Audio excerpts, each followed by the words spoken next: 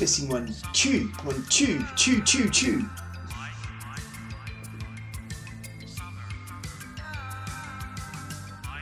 And we're live, hopefully. Stream healthy yellow, so that's perfect if you're streaming from Australia.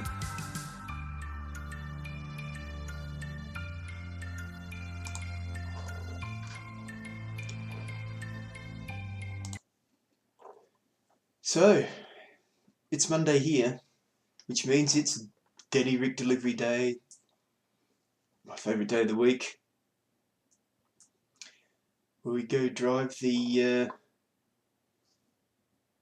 Renault around Europe and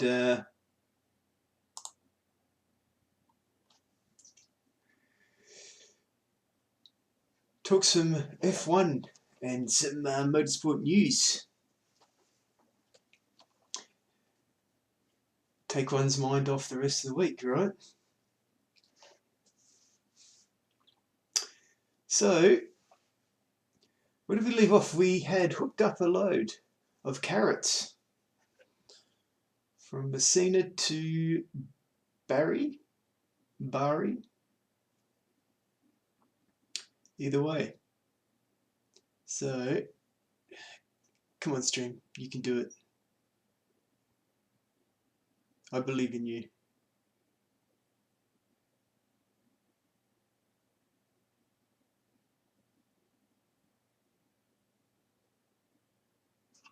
It's stream health going back to yellow. Perfect.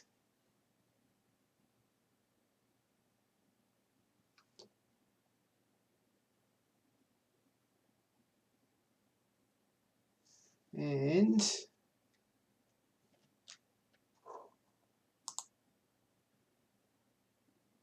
just getting over the day's technical difficulties.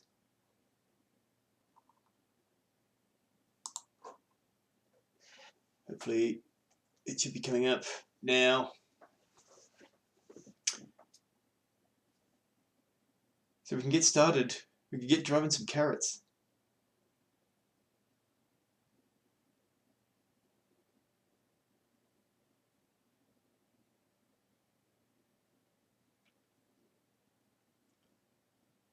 Still nothing. Still nothing.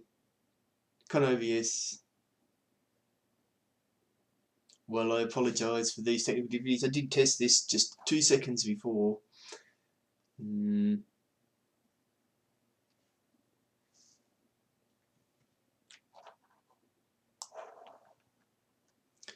Let's pop this over here.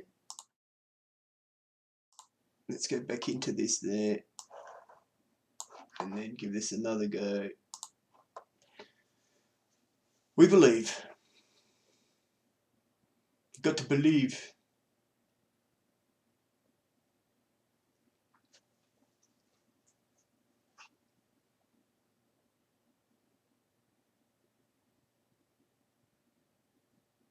I've got a good feeling about this. Come on.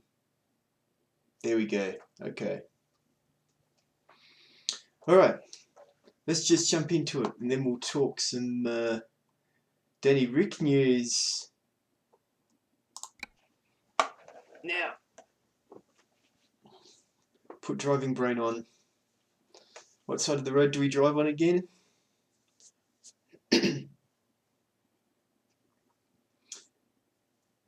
actually find this good practice if you're going to drive overseas and you're from Australia to Okay, here we go.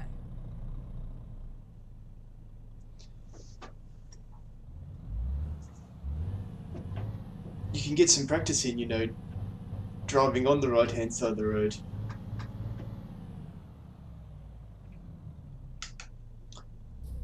I used to do the same with that game called Test Drive Unlimited. We were in Hawaii. I don't know if anyone remembers that game, but turn left. Turn left. How big oh, it's no problem. Okay.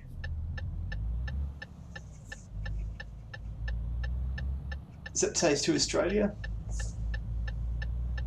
Get ready to turn right.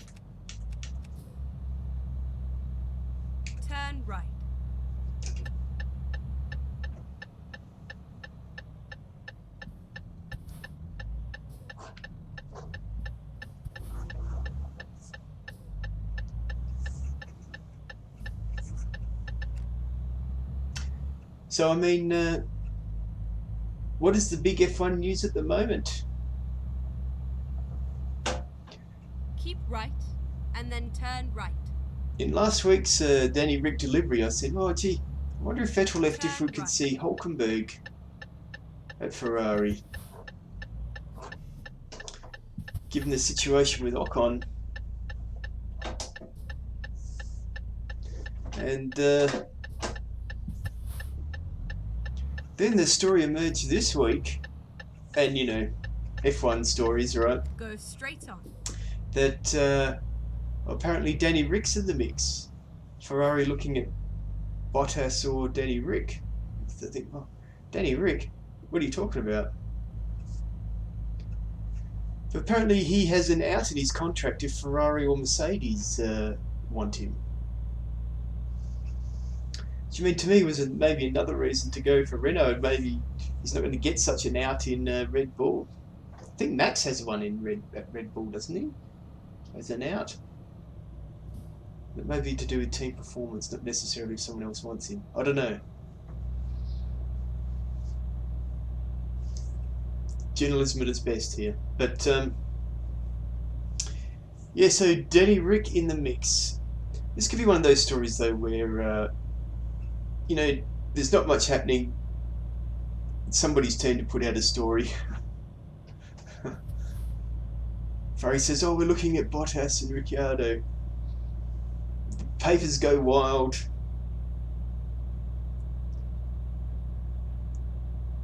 But, interesting.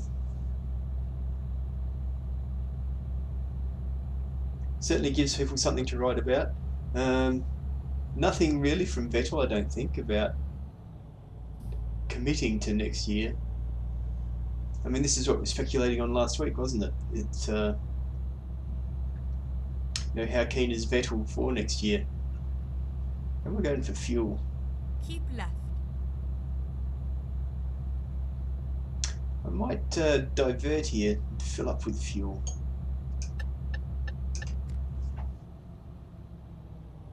Finding a new route.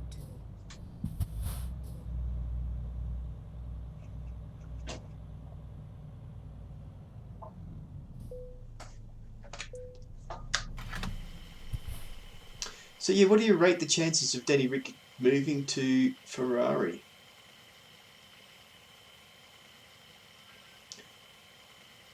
I mean, people have been talking about all sorts of people for the Mercedes seat, but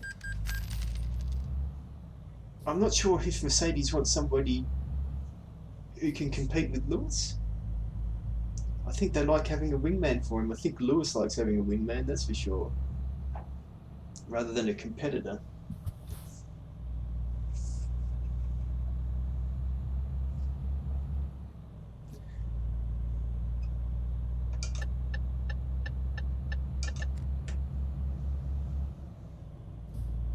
But yeah, Danny Ric, the out to go to Ferrari or Mercedes. So could we see a one of the Renault drivers in the Ferrari next year? One thing no one's talked about is Giovinazzi in that Ferrari.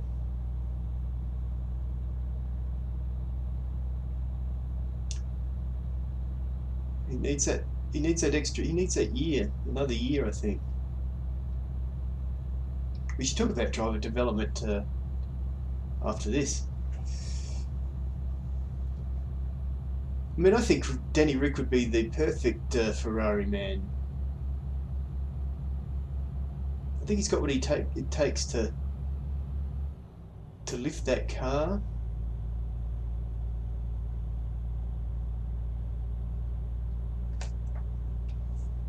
I mean, his name's Ricciardo.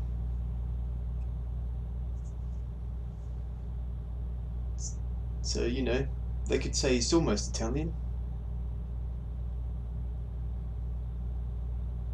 I mean, that would be a great driver lineup, wouldn't it? To Leclerc and Danny Ric. It's a dream lineup. I mean, a dream lineup is Vettel and Leclerc. That's a great lineup too. It's sort of all about what Vettel does, doesn't it? But everyone's had to put their plans on hold. What's Vettel doing?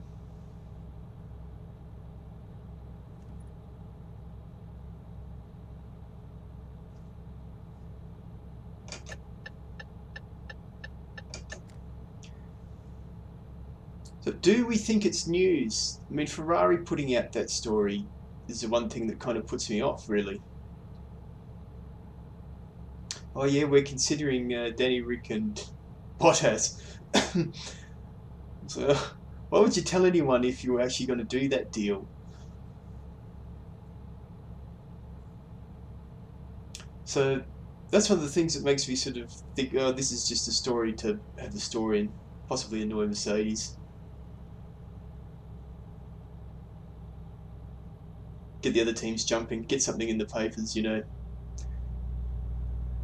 If you're actually negotiating with these people, you wouldn't say, would you? Either that or you're well on the way to having a done deal.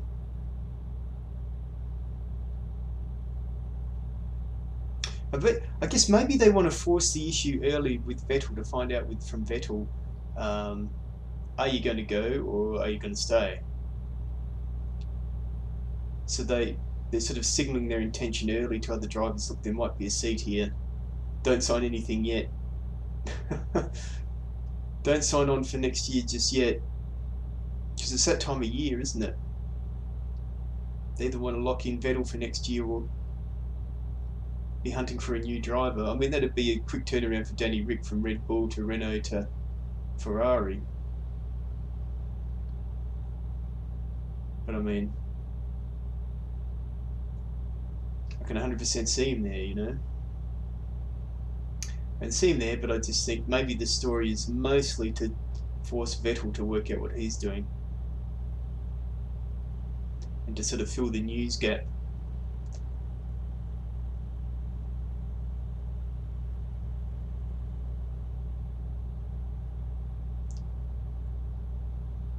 Yeah, so an interesting story anyway, and very topical for what we were talking about the last week. So, do we think we'll see Danny Ric at Ferrari? Danny Ric or Valtteri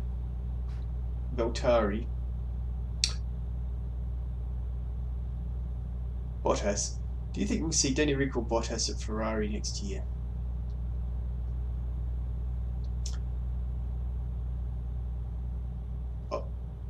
Obviously, it depends on whether Vettel's going to go or stay, but it's just been that feeling that Vettel's going to go. You know, he doesn't seem too excited by things at the moment.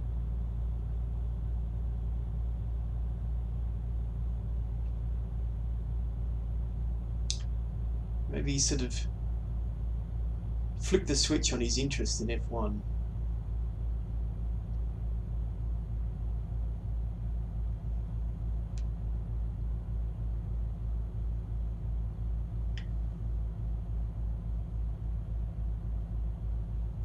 So, I mean, you know, we can all speculate, can't we? 9 o'clock. Don't need the lights on anymore. Because it's a beautiful day in Italy.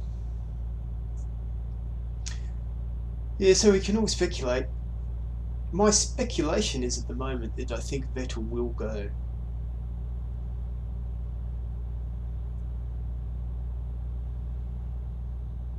But I think that's what this is really about. It's about finding out if Vettel's staying or going.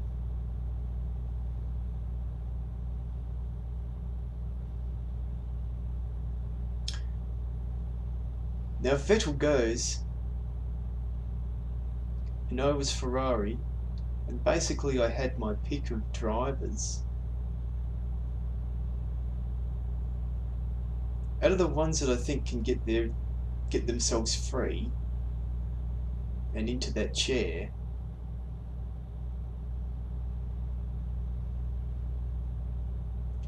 Danny Ric is definitely in that bunch of names.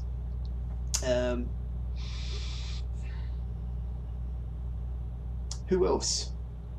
Do I think Bottas is going to be in a Ferrari seat?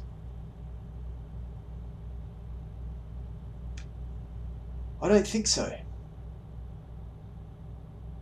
You know, he's got a Mercedes and he's not beating Lewis. So Keep right, and then exit right.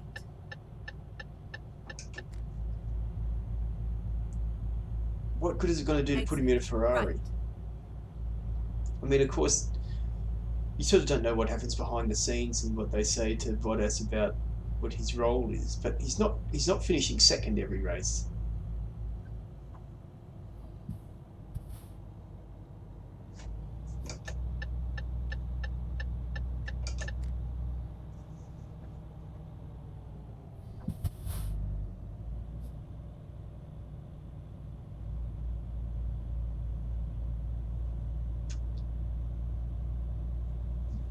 So I don't see Bottas there myself. That's just going to give Mercedes a chance to put someone else there, an Ocon.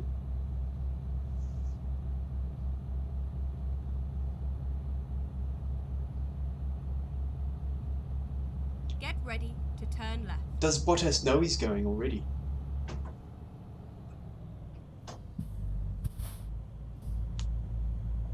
Is Ocon? There's been a lot of talk about Ocon, especially from Mercedes, about, you know, where he should and shouldn't be.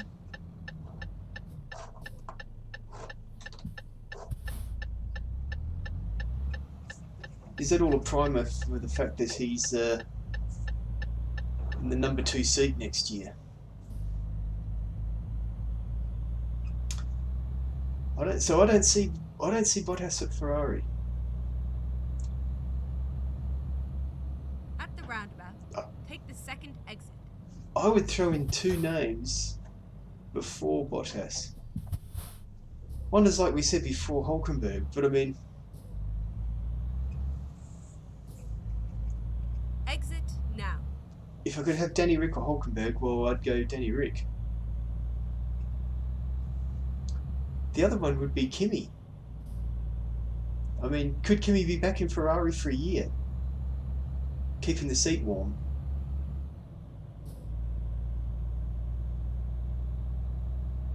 It's not out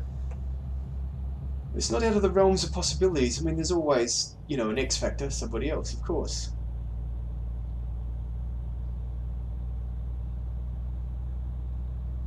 But when you sort of weigh up who is the man to take that seat, if he's available, Danny Ric is the guy who makes sense, I think.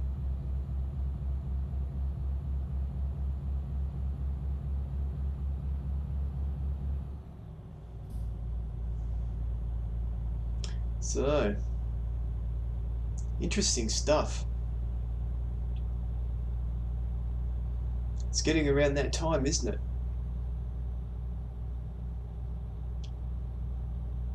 We've got to start early, I think, because if you're everyone else, you're looking to lock in the driver that you want to keep now. So if you're Renault, you're sort of saying, well, you know, what's happening? Both of the Renault drivers are great drivers, and they're both prime drivers to go somewhere else.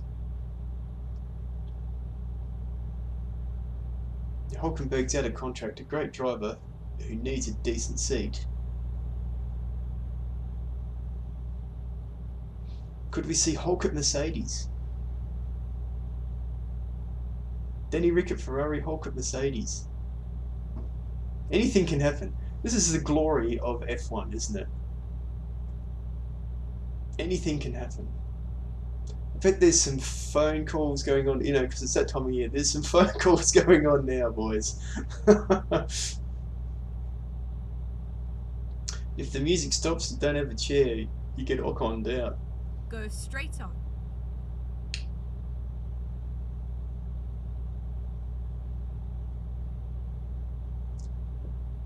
Just amazing speculation. Oh shit! What the hell was that? It's a pothole. Didn't see it. Front wing damage. I didn't see it because I was thinking something else, and what I was thinking of was, let's say all these things are true.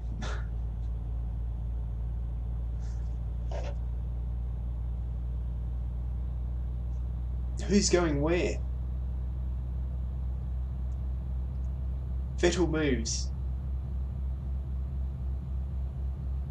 Ricciardo goes to Ferrari, leaving a seat at Renault. Bottas leaves Mercedes. Who do we see at Mercedes, Ocon or Hülkenberg? I think Ocon, unfortunately.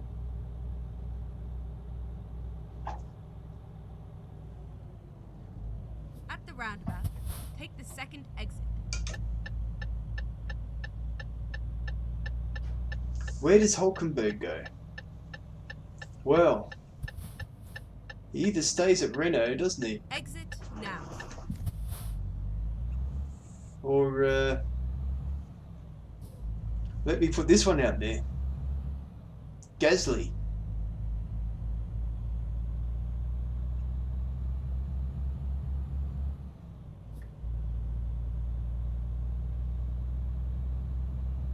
Will Gasly stay at Red Bull? If Gasly doesn't stay at Red Bull, do Red Bull go for one of their drivers? I mean, Kvyat seems to be doing a bit better than Albon, and Kvyat's already had a run. Could you see Hulk at Red Bull? Ha! Could you see Hülkenberg at Red Bull? At the roundabout, take the third exit. That would be very much a departure from the normal way of doing things. Exit now. But the next development driver who was looking like he was coming in just ticked him, and ticked him sort of been let go.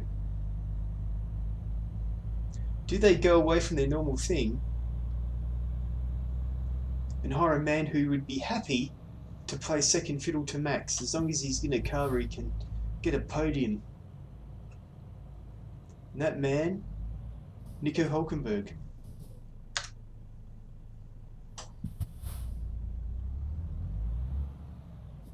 Leaving 2 free seats at Renault.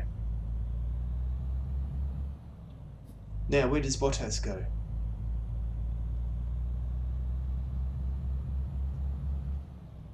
Who else is going? I'd say Haas, Grosjean. I don't think Grosjean will be there next year. Haas gets rid of Grosjean. Renault have 2 free seats. Grosjean to Renault. Grosjean to Renault. Does Bottas go to Renault or Haas?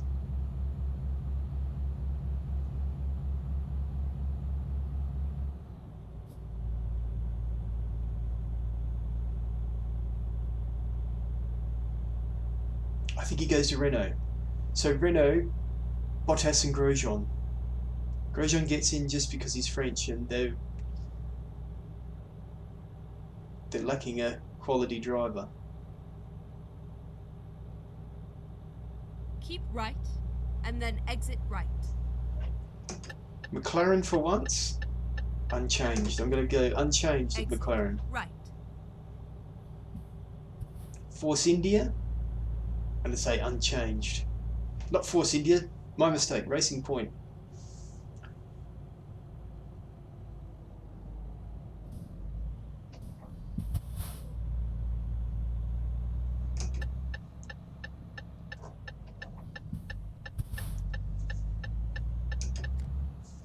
Williams, ugh.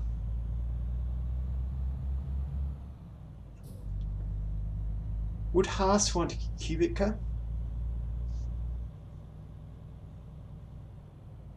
I don't know if they would.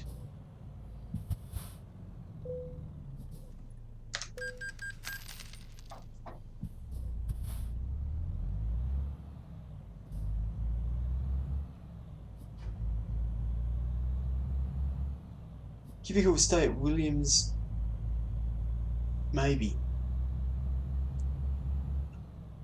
Williams probably need his money, At the roundabout, take the second exit. and you know, That's going to be the only seat for him. Unless someone else with money comes and takes that seat away. Exit now. I'm sure they'd be more than happy to give it to somebody else with cash. Does George Russell move up somewhere?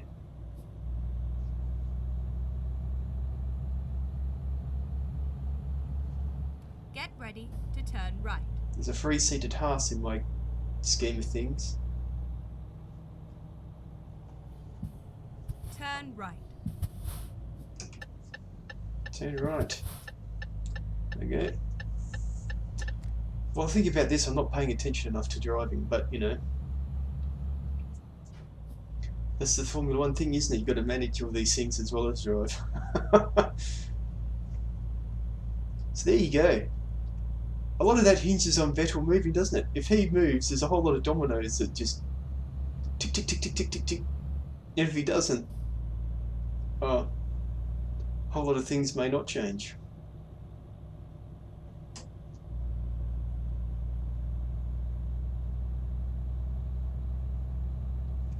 Is there a chance that we would see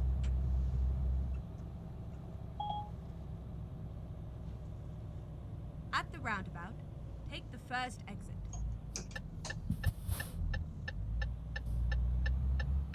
Is there a chance that we would see that?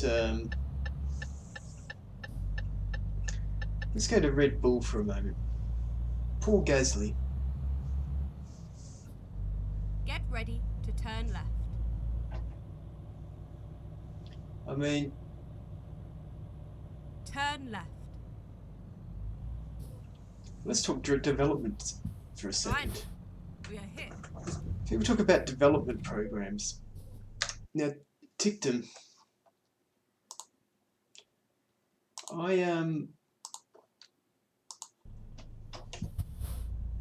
he's gone from, I think, F3 to Super Formula as part of the Red Bull development program.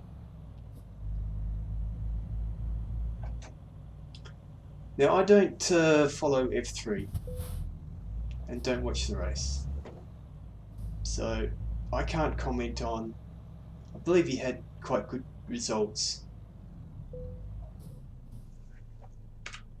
in Formula 3, which is why he's had a chance in Super Formula, which I think he needed to do to. He needed certain results there to be able to get his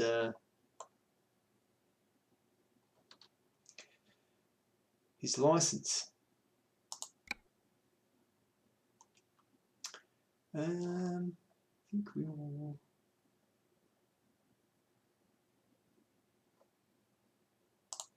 There we go.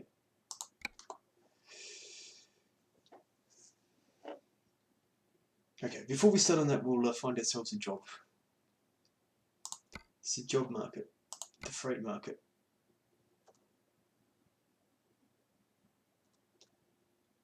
Now, we picked up a lot of Italy.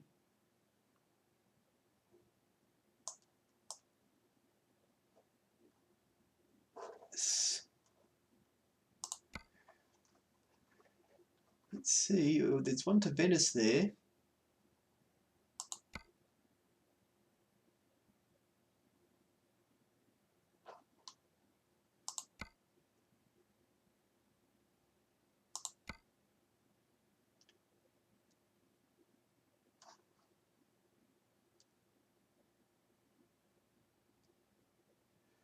I'm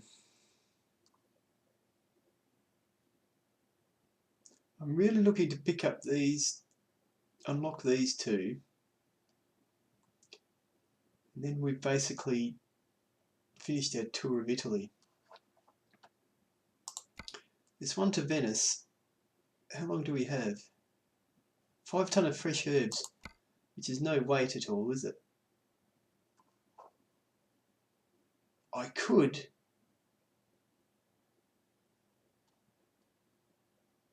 possibly detour and pick up this one. It's got to take us to Venice anyway, so we'll do that job. Let's go.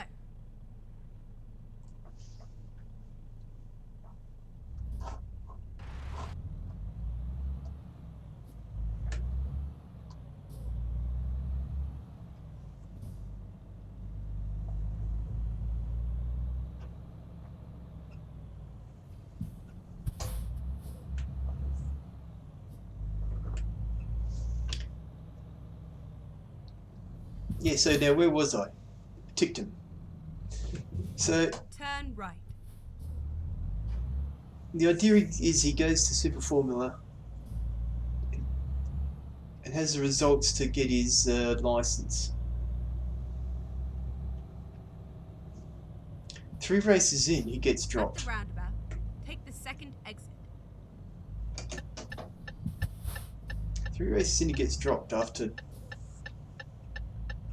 some pretty Exit now. woeful results. Now, in the second race, he had an accident where he damaged the car. The third race, he reckons that there's something still wrong with the car from that accident. So it seems like, from what I've seen, that they don't think he's going to be able to get points anyway to get his license. You know, the results sort of aren't there.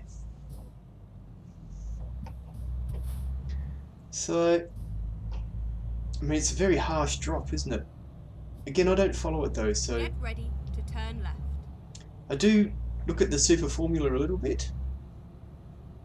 Turn left.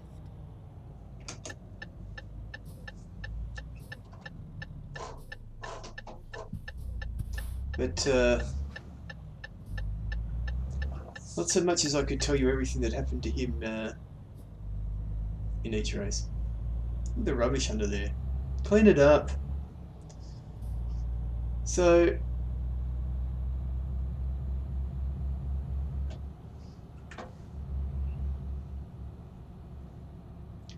the thinking seems to have been Take the second exit. that he was the next one to come into the sort of Exit F1 now. team, into Toro Rosso sort of thing. Turn right.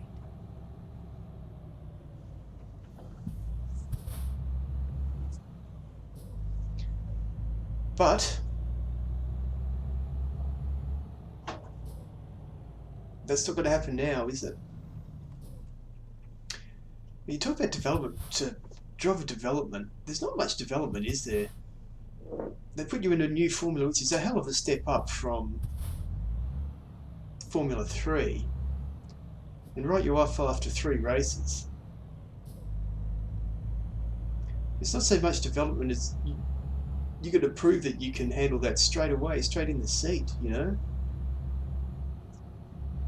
Against some pretty experienced people over there.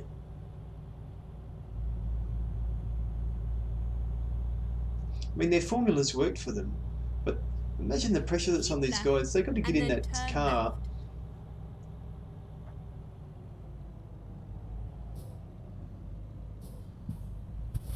And within the first couple of races, do something amazing. You know? If you're not meeting the team's goals within a couple of races, and those goals are pretty high, you're out. At the roundabout, take the first exit.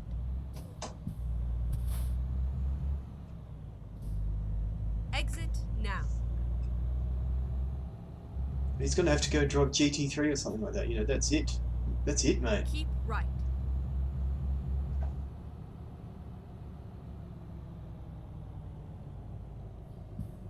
At the roundabout, take the first exit. Exit now. No, that Go apex. straight on and then turn right. Turn right. What are you at the airport, huh?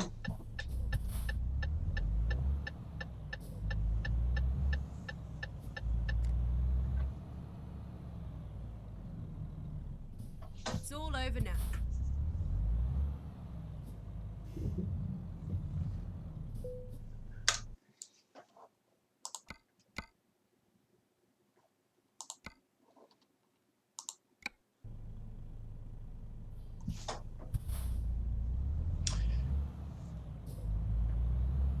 So yeah, man, you look at some of those young guys. There's not much scope in some of these programs for, you know, a development year, is there? Really fast, straight out of the box. And then you've got to be sort of exceeding everyone's expectations all the time.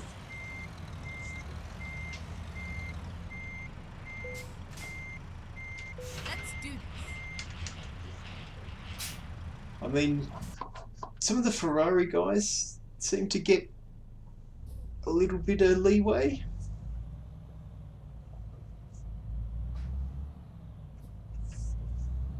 5 ton of herbs. Suspicious.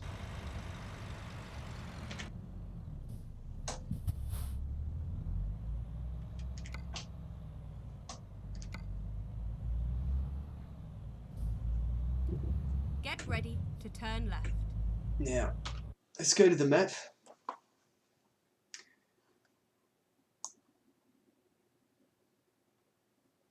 Because I was really hoping to pick up.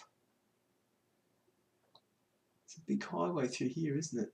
It's just so easier, so much easier going through there.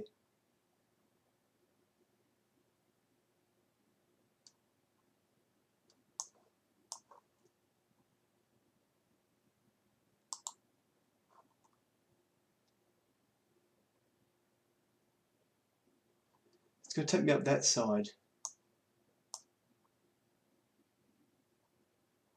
Dare I do both of these? Is there no unlocks here?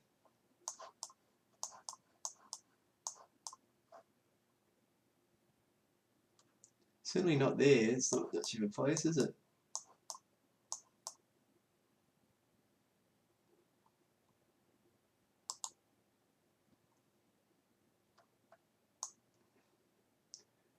What the hell is going on there?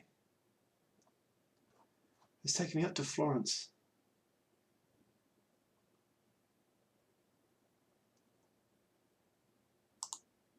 Let's get rid of that.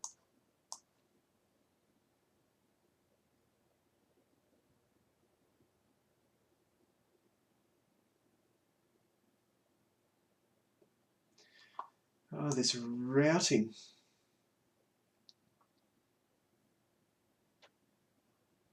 I might just go through Turney. Don't know about coming up through here. That looks like a not so great piece of road anyway.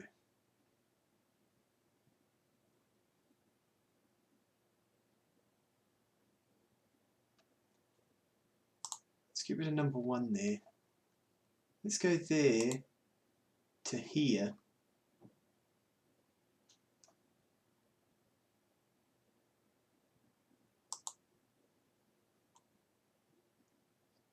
Here. Then that's going to take me up through Florence.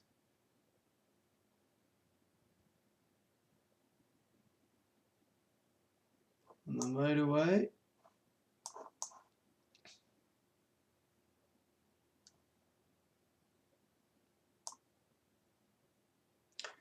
Rather than that, what if I come down to here? And then go to here.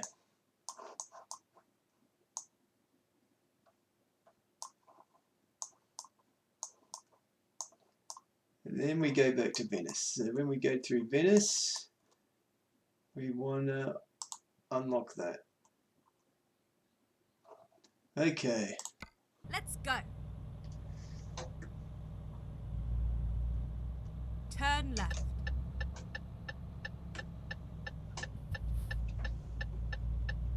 I mean, you sort of think of some of those young drivers that went into McLaren. Go straight on.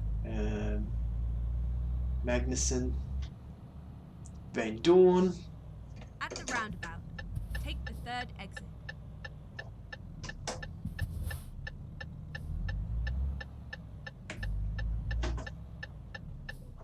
What's going on there, mate? It's kind of weird.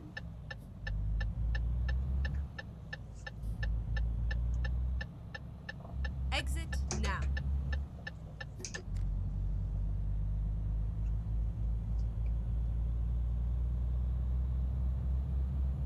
You know, they're not really development drives, are they? They're sort of, you're supposed to come in and smash it.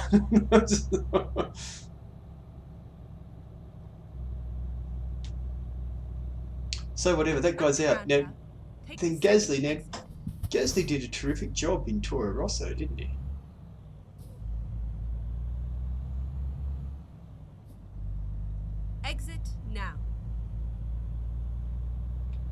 Keep right, and then turn right. Now, Turn right.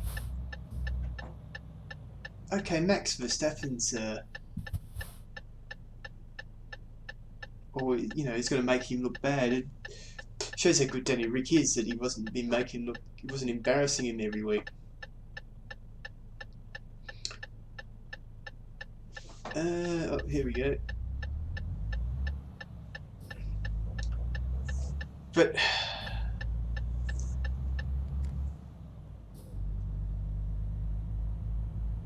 yeah, he's been down the order a bit more than he probably should. Not sure if he's in 100% the same equipment as Max, but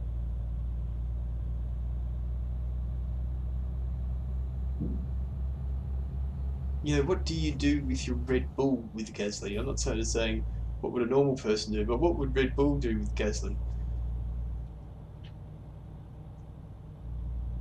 Do they send him back to Toro Rosso? Should they have given him another year in Toro Rosso? He looked quick though, didn't he? He looked like he was the man to step up. I mean, maybe he was due another year in Toro Rosso, but Danny Ric left.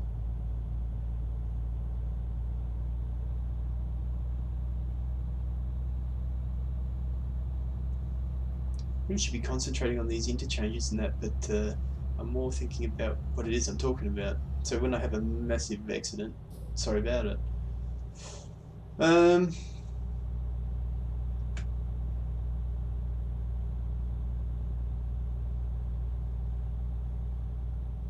So yeah, they've basically got 3 Toro Rosso drivers, haven't they?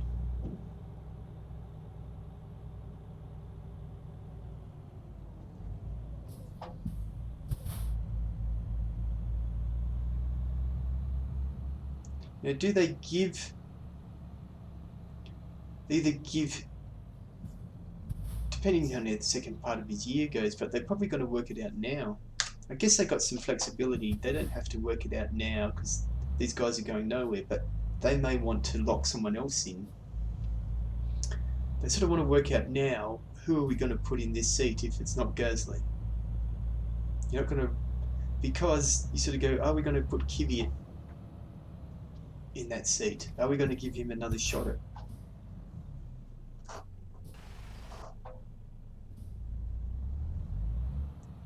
the main team?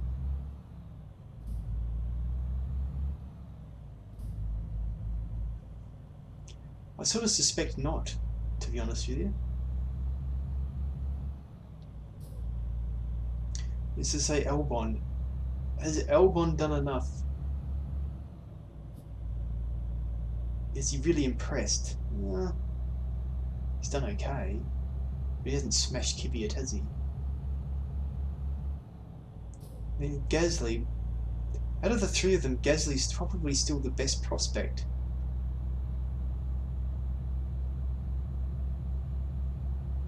But do you want to put any of them in the number 1 team if you've got another choice?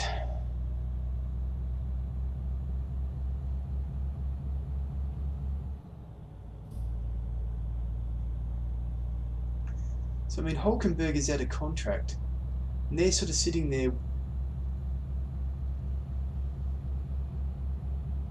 looking for the best of 3 unexciting options.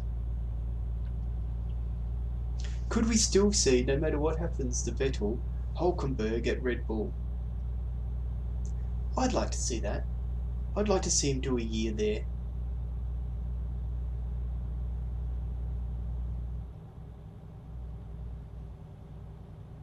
You know, I would like to see him in a car that can get him on the podium. You know, he kind of deserves that almost, doesn't he? Deserves that chance.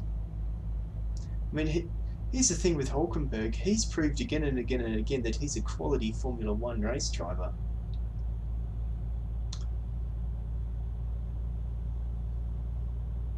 Surely he's worth looking at.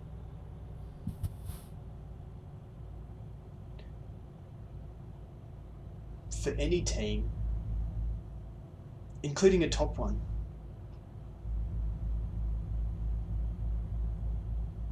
if I'm Mercedes and I've got Ocon in my pocket, you know, and I decide not to keep Bottas, then maybe I go, well,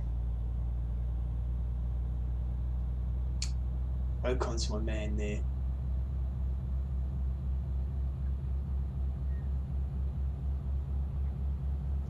Keep right, and then exit right.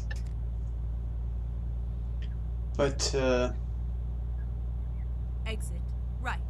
in terms of Red Bull, why not Hulkenberg? Why not Hulkenberg? Just because it's sort of the sort of thing you haven't done before. But I mean, are you going to be that much a stick in the mud that, oh no, I always go for a young driver? You've become a cliche yourself. No, I'm only going to go for young drivers.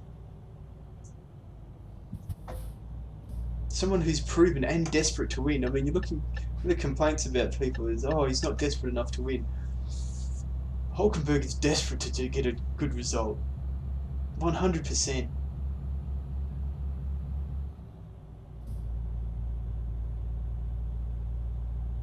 Le Mans winner.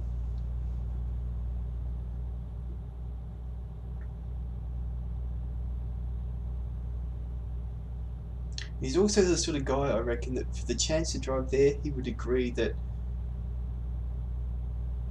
if it comes to it, he'll do like a Bottas. He'll let Max through if it comes to it, if it has to be done.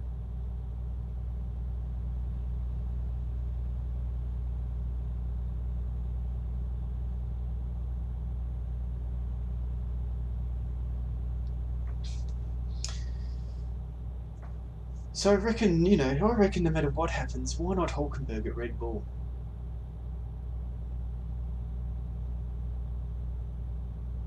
I mean, like I said, I haven't followed the story closely enough, but dropping the guy after 3 Super Formula races, I guess maybe they can tell straight away the guy just doesn't have what it takes. But you would sort of think that you would get more than 3 races to sort of start showing something when you've gone to a completely different car, a completely different environment.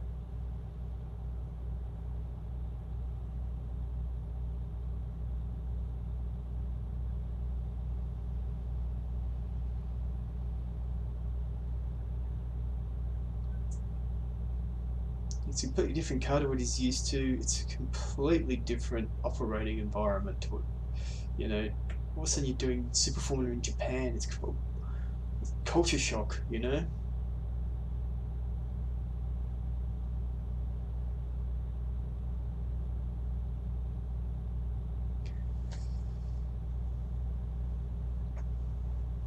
So yeah, the inevitable and always enjoyable Formula One silly season. It's top stuff, isn't it? Talk about entertaining.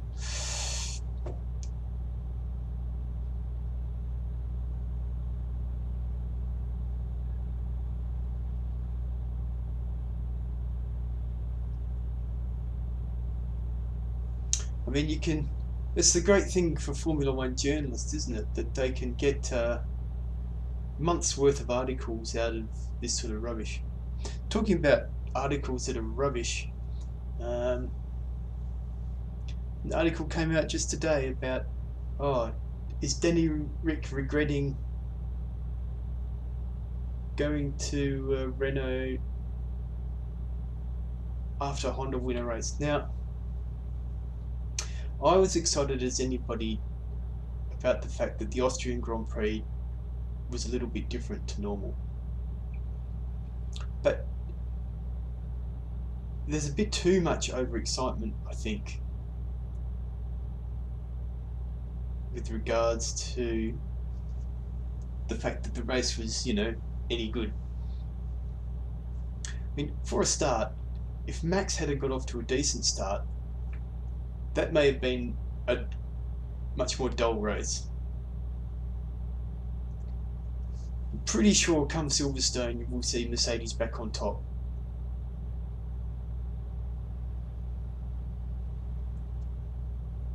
Unless it's, 45 degrees on the day.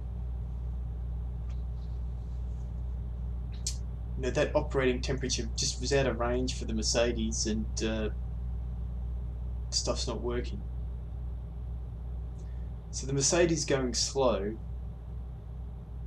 and Max getting a bad start, and the track being decent, and all that type of stuff, create a race that was, you know, interesting to watch. Especially, bear in mind, the one before that was incredibly boring, by all accounts.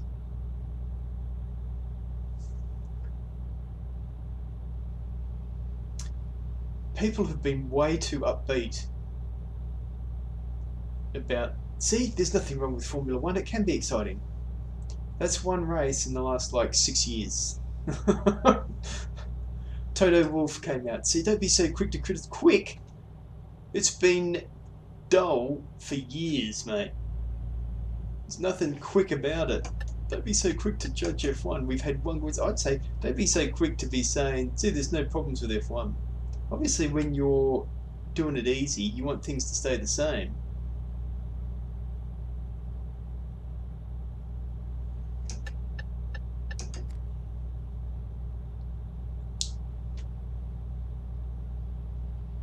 Let's see, ETA Sunday, 7:11 AM.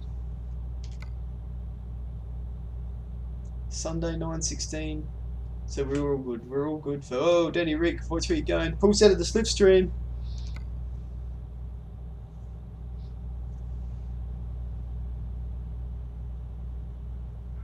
This is what's Danny Ric Delivery. There's no speed limits here.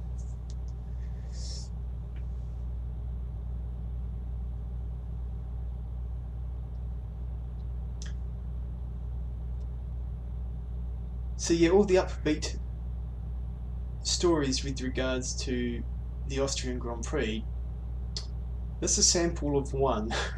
I think at the moment people should look at that as a flyer.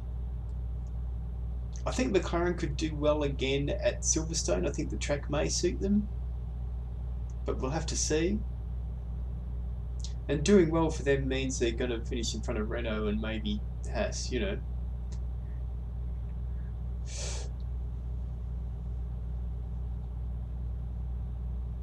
You know, we could, I think we'll see Mercedes domination, maybe some interesting midfield results in Silverstone, but the status quo will sort of be resumed. So I think before everyone gets too excited about the Austrian Grand Prix, we've got to remember that at this stage that's a flyer, not the new normal.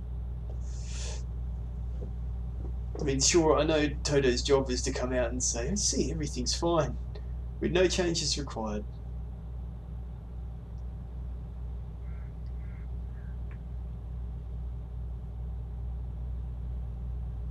You know, Formula One can be exciting. If a lot of external factors come into play. We've had one reasonably exciting race, which is nowhere near as exciting as any, you know, any average IndyCar race. So Toto, whatever, mate. So on the Mercedes F1 channel, Toto took one of the old Mercedes, one of the 50s Mercedes race cars for a blat, and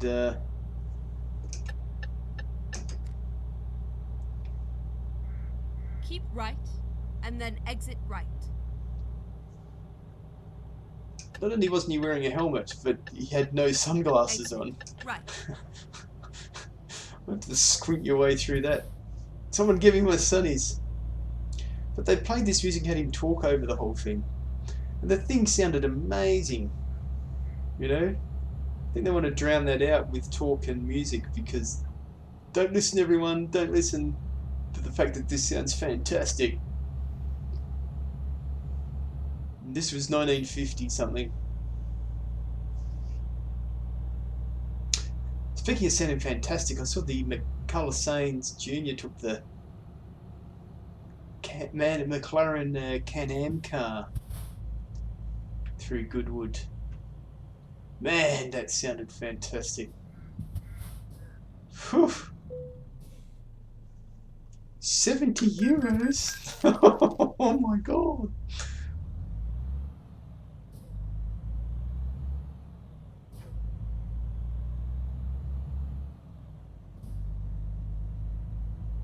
Will this job get us to level 10? I hope so, because it's time for a new chassis.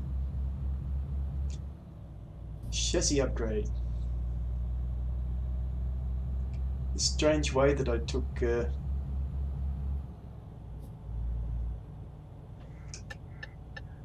At the roundabout, take the first exit.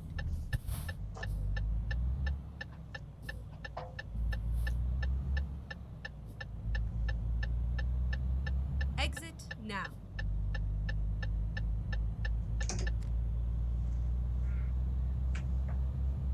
Yes, the old Can-Am cars. Oh. Just scary, monstrous cars.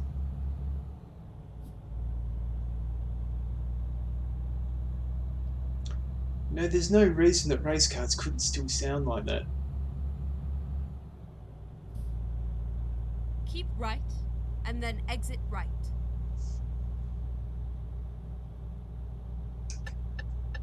Exit right. 40. Let's touch the brakes a little. Don't want to roll the truck again. Words you don't want your driver to say. I don't want to roll the truck again. Like I said the last time, it won't happen again.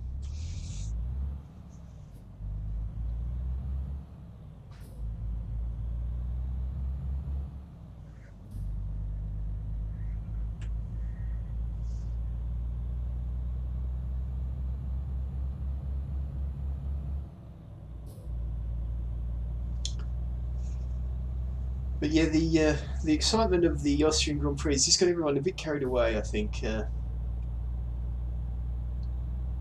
All of a sudden, F1 is back. It's like, I think very soon we'll be back to normal, and, you know, normal is a tad dull in terms of racing. It's the nature of the beast. But it's certainly not dull off track.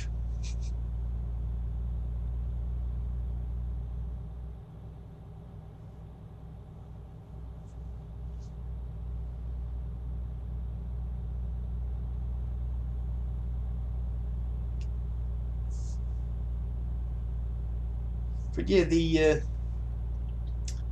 this sort of anomaly which allowed Max to be competitive brought out the old, oh, is Danny Ric regretting it article.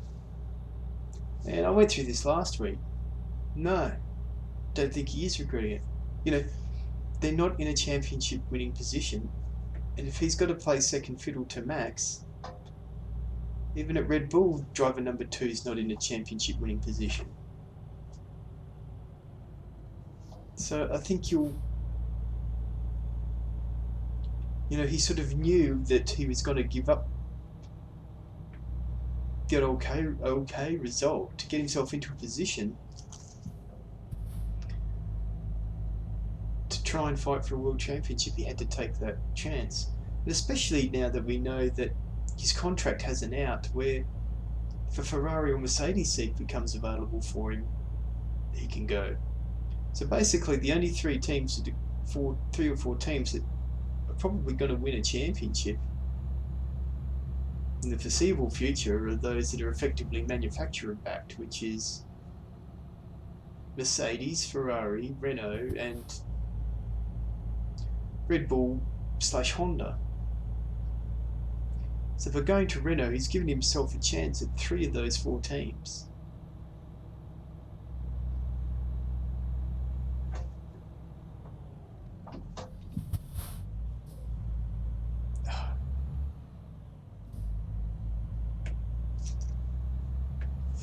I can't complain about this road because I put myself on it, didn't I?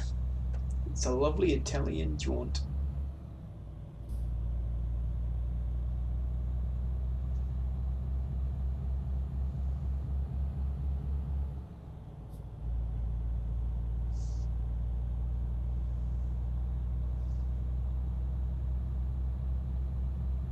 Let's check my graphics settings. I've got them turned up to the highest setting, but some things are looking a bit average, aren't they?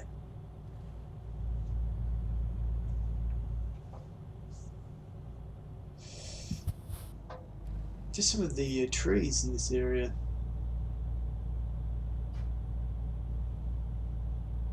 I'm going to be stuck behind this guy the whole time. Oh, don't do the brakes thing, bro.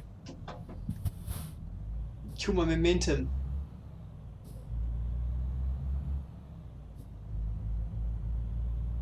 Can Danny Ric get past here? I don't know. Oh, there's a bus up ahead.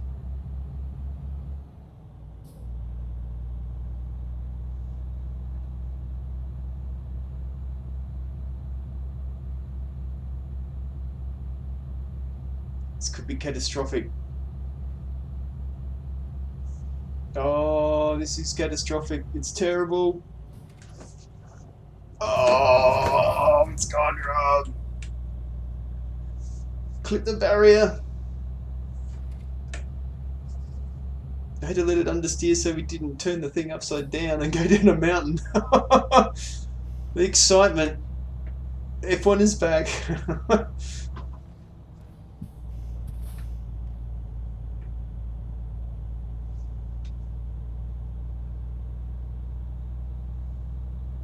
I suppose I knew this coming into it, didn't I? That I was putting myself on this road.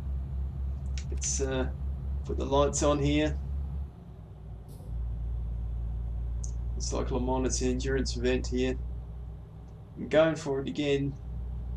Down the inside.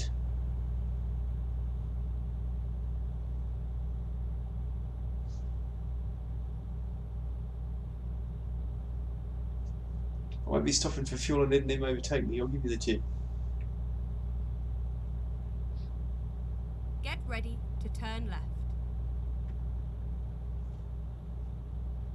Coming in hot here, aren't we? Turn left.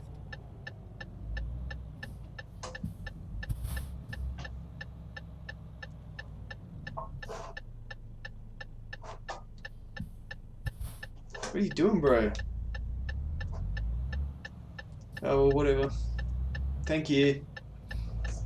You champ.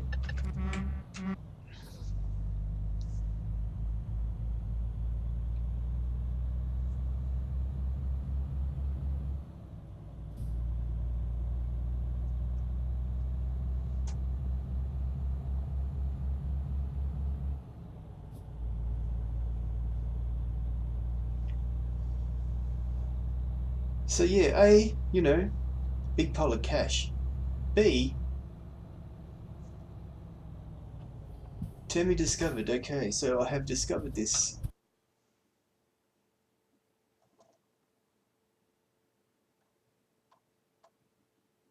I should be able to get rid of this because there's no need to get into the town now.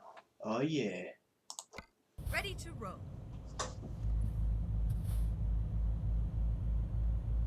Just saved us some good time. Since there's no unlockable down there.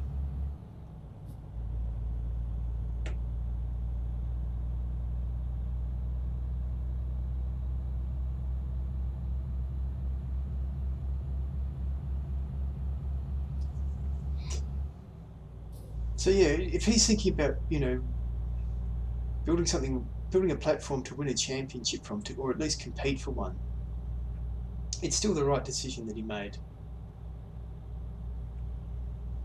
And obviously he's left himself, as part of that, the chance to go somewhere that's more competitive. Basically the one place he's not going is back to Red Bull. And I don't think there's a lot of point. You know, he wants to fight for a championship. He doesn't want to play second fiddle to Max Verstappen. At the roundabout, take the second exit.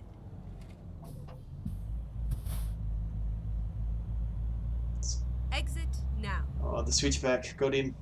Oh, that's 2 moves, buddy. You can't be doing that. If I was Grosjean, I'd be on the radio right now. Did you see that? He's a maniac, mate. I don't know what's going on.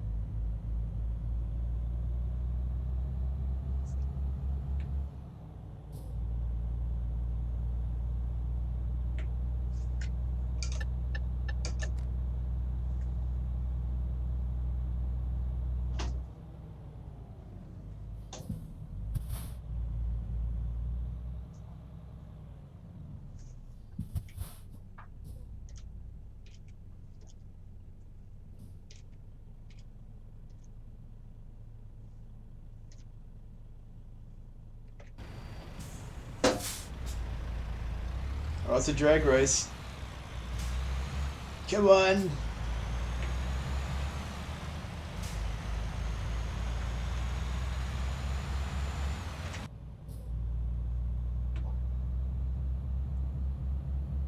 Danny Ric's not getting beaten like that. He will do more. He'll do more to win, mate.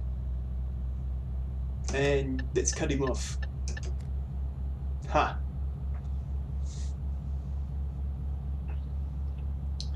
So yeah.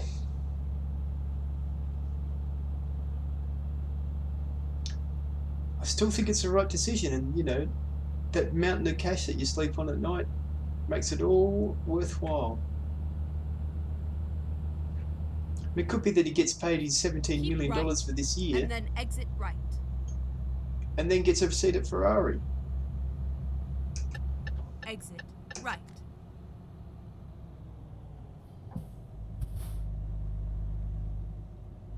Get ready to turn right.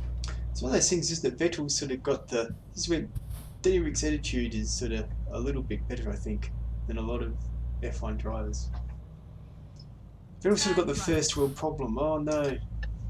Woe is me. I'm stuck driving for Ferrari, coming second all the time. I drive a Ferrari Formula 1 car and I've got 4 world championships in the bag. Money out the wazoo.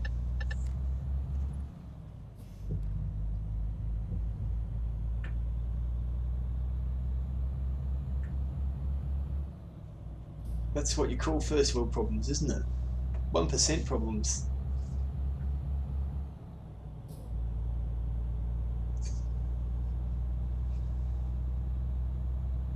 Which Danny Ric sort of goes as fast as he can and then to, you know, doing my best.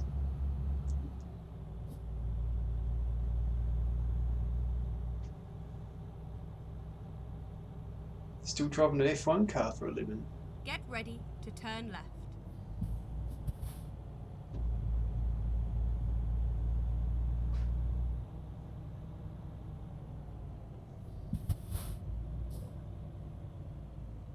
Turn left. Because, I mean, don't forget, he sort of went through that Red Bull Junior program, didn't he? Where, I mean, he had a chance to keep that seat and he took it. That Red Bull seat, you know. It's on a knife edge whether he was going to go anywhere or do anything. He's going to keep that seat. He sort of put it together when he had to. So now it must be so nice to sort of say, it wasn't until those sort of later Red Bull years where he was sort of safe having his Formula 1 seat.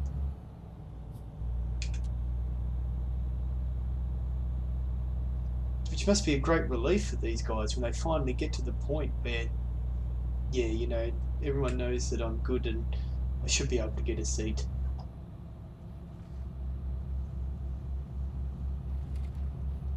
At the roundabout, take the first exit.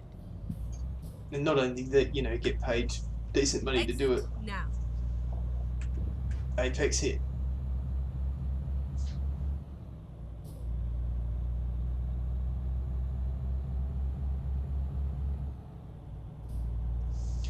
So, these sort of stories that pop up, oh, I bet Danny Ric regrets it now.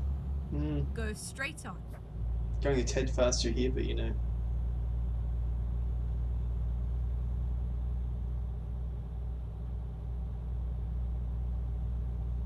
Get ready to turn right.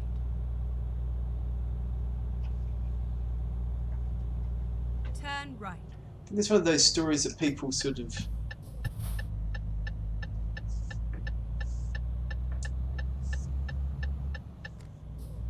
It's sort of too obvious, there's no thought behind it even, you know. A whole lot of stats about Max's average finishing position compared to... Well, it's just not relevant, mate. He knew that going in probably, that, nah. You know, we're not going to be fighting for a race win here. It's not going to happen next year.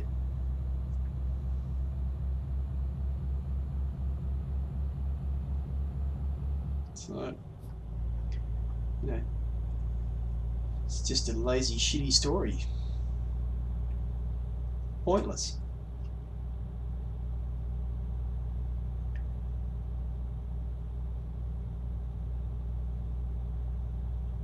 Yeah, the old Super Formula, it's on Let's Go Racing YouTube channel. Have it on. It's not a bad watch. It's not as competitive, I don't think, as IndyCar, even though it's a single chassis, two make engine sort of series.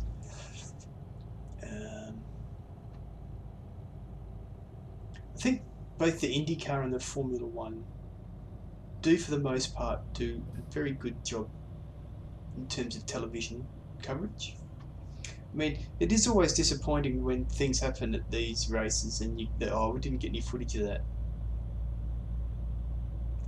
So to go, how by now do you not just have stationary cameras that capture every part of the track from when something does happen? You know, that such good TV coverage can still miss some of the few incidents that do happen. But all in all, the commentary and coverage and access is pretty good in both of those sort of top levels. So when you switch to the say the Super Formula or some of the other lower categories, the coverage just isn't as good, obviously, you know.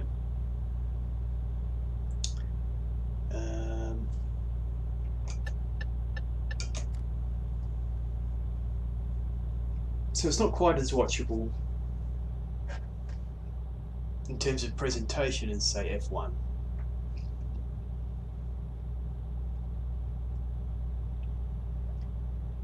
Of course, you sort of, with the Japanese stuff, you don't know the drivers and the tracks as well as you do the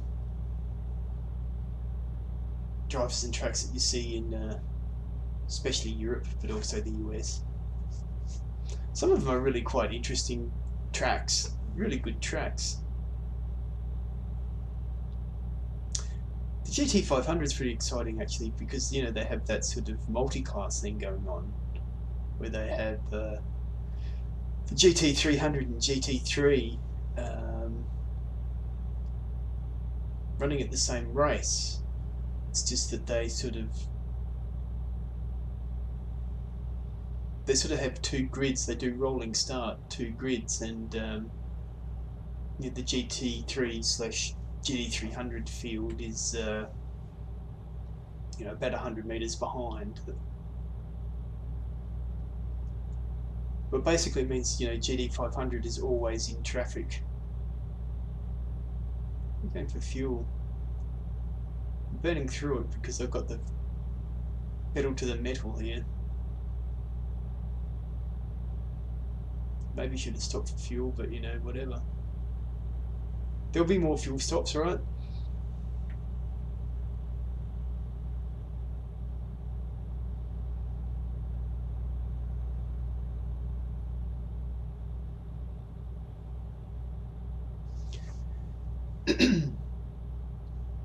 So yeah, it's sort of worth a watch, I think, if you really like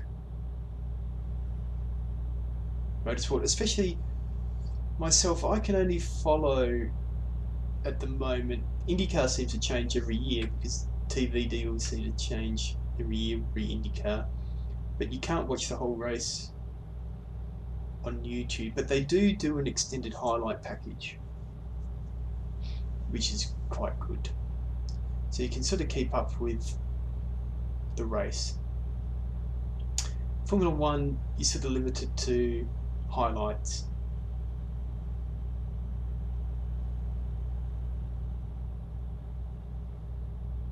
So you can sort of keep up with what's happening in qualifying and stuff like that. I mean, there's plenty of Formula One news around.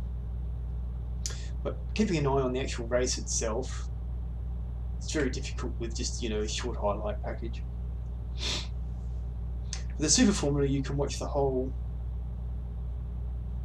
race, so you can sort of follow the season.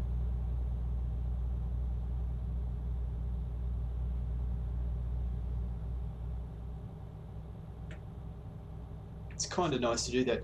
Unfortunately, the commentary from those guys is quite good, but you know, they don't have things like the overlays and all that type of stuff, because they're basically just taking the Japanese feed and doing the commentary over it. I mean, it's for sure it's better than nothing, but it's just that presentation which makes things so much easier to follow and know who's who, and it's a bit hard to know what car is that, because the livery is not quite as distinct.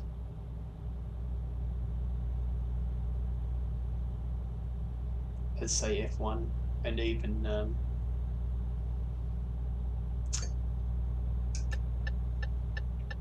IndyCar. Alright, here's an odd bit of interchange coming up, isn't it? Liverino, that's where I want to be. The actual roadside's going to help here, I think.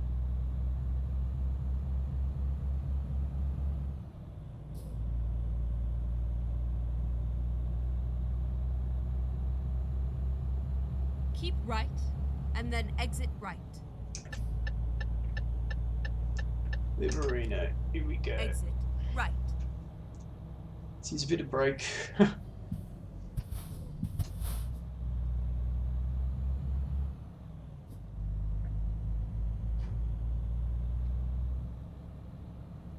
Old quadruple interchange here.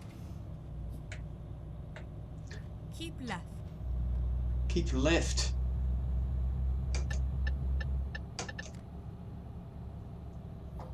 Get out of my way, bro.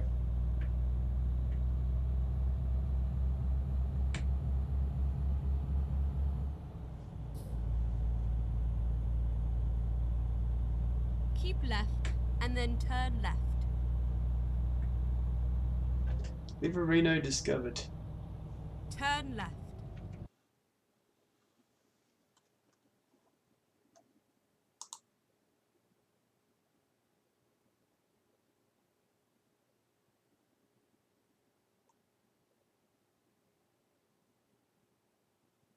I might go up here and get fuel, eh? Time to get the job done. Keep left, and then turn left. Turn left.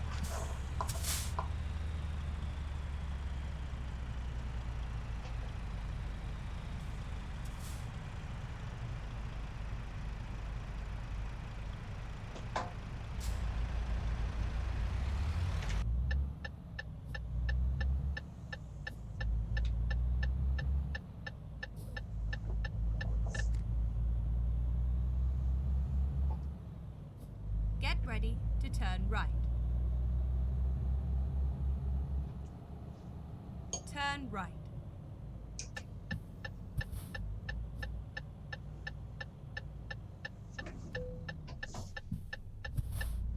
Hey mate, look at these boys. It's midnight.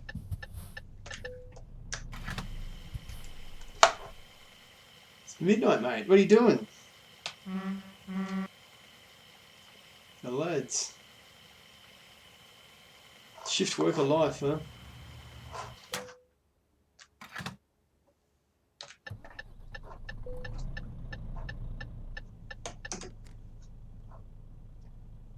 Let's make sure we'll try and make sure that we don't clip the old Bowser. Turn left. It worked out pretty well. We needed to turn around anyway, and we refueled. Genius.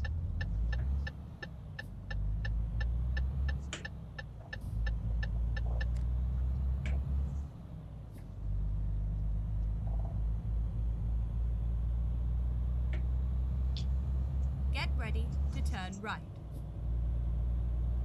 So yeah, the Super Formula, it's amazing what the quality of TV coverage does Turn to right. a race in terms of making it more watchable, more user-friendly. Just getting to know the series. You know, getting to know who's who, what car's what's sort of happening in the series, that kind of stuff. Keep right, and then exit right. Exit right.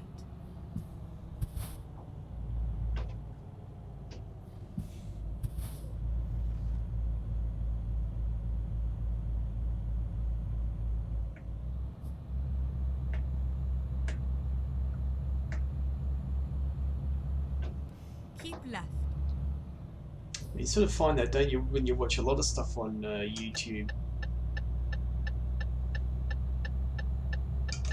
A lot of them sort of skimp on the quality. I mean, the GT3, the block part is pretty good.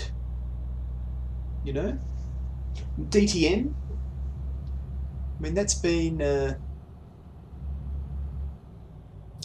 mean, that's one of those things I see this year. People complaining from overseas about DTM not being able to watch it or not being able to watch qualifying, and they're only getting the highlights and stuff.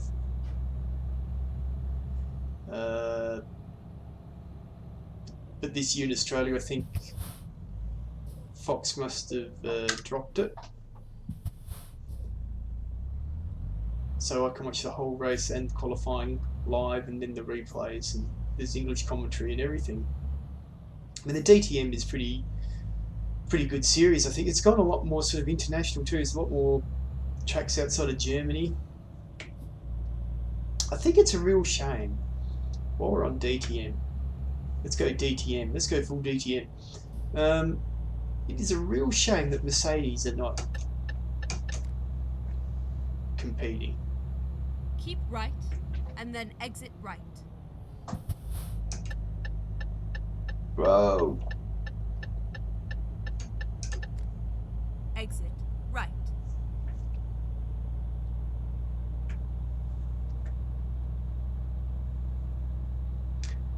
I mean, it was kind of a neat series having Audi, BMW and Mercedes, you know. What is this guy doing, mate? What are you doing? Holy shit.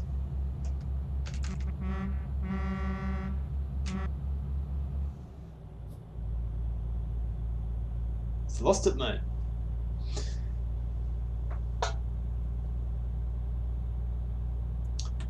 You know, that was sort of a good fit.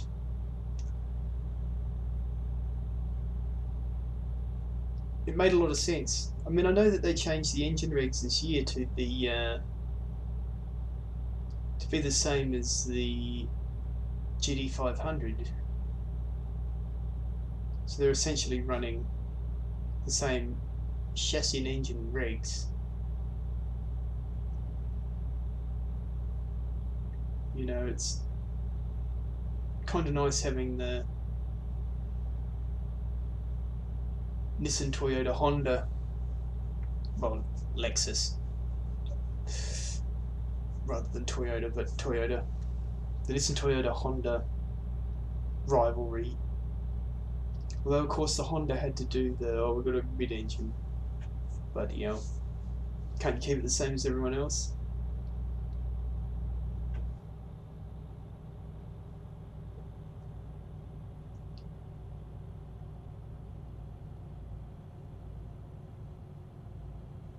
I'm going to regret not overtaking this truck, aren't I?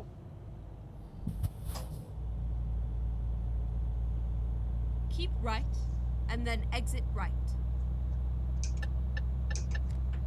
No, he's going straight on. Nice one. Exit right.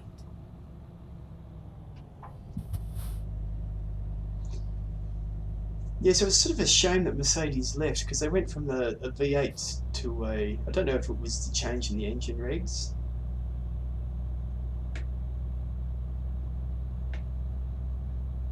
Or was it because they went to Formula E? Or want to be in Formula E? Or they're sort of saying, oh, the thing was, it's not so relevant to us. It's the touring, you build cars in Germany, it's the German Touring Car Championship. How is it not relevant? It's more relevant than pretty much any motorsport you do. Maybe it's not so relevant in terms of regs is what they mean. But the regs sort of mean at least people should be able to be competitive. I mean, the Aston's not going. So what engine does the Aston run? Is it a Honda engine? I've actually tried to find that out, and I haven't been able to find out. It would make sense to me if it's a Honda, given that Honda have an Aston connection through Red Bull. And then they have a, already have a GT500 engine.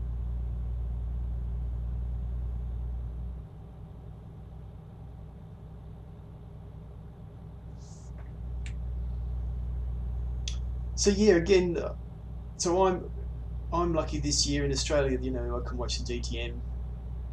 Maybe next year or the year after would be my turn to not be able to watch it, and other people, because I've seen other people must be victims of pay TV and geo blocking in other countries.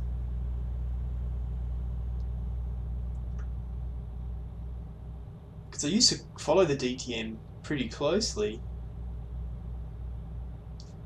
and then I couldn't watch it. But now it's back on. So,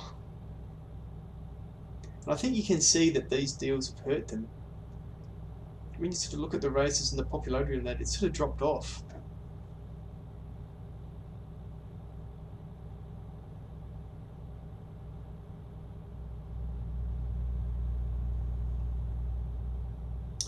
So it has. It's still good racing. Aston is struggling to get up to the sort of pace of the Audis and the BMWs. It just sort of makes sense to have Mercedes there, It's just sort of something nonsensical about Mercedes not being on the grid. Keep right, and then exit right.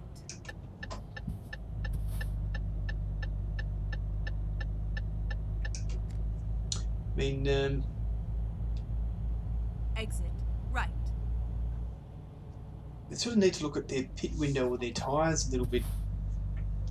Because there's a couple of races this year that what's happened is somebody's had a bad start, or something's gone wrong for them. They basically pitted on, lap 1 or lap 2 or lap 3.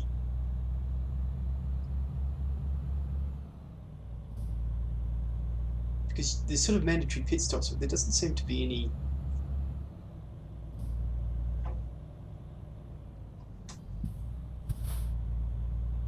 Nice brake test. Why do they do that? There doesn't seem to be sort of any pit window, as in you can't stop until lap whatever. Sort of supercars have that. If it's a 40 lap race, we can't stop until lap 15 or something like that. Because the tyres must be just too good, because what's been happening is somebody has something go wrong, and they pit on the first couple of laps. And then those tyres are lasting the whole rest of the race. So if a safety car comes out,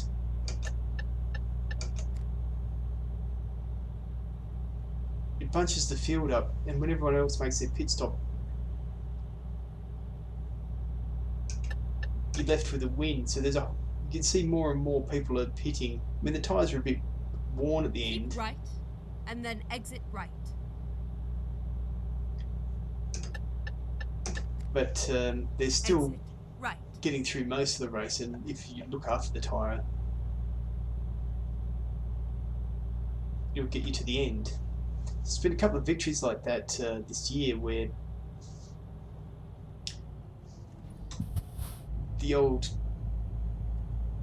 pit stop in the first couple of laps, then you just run to the end. It's brought you the win because of the safety car.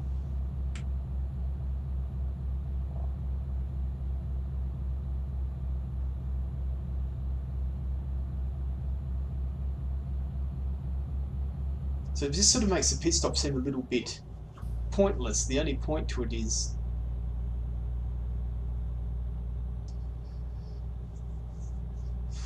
to throw in a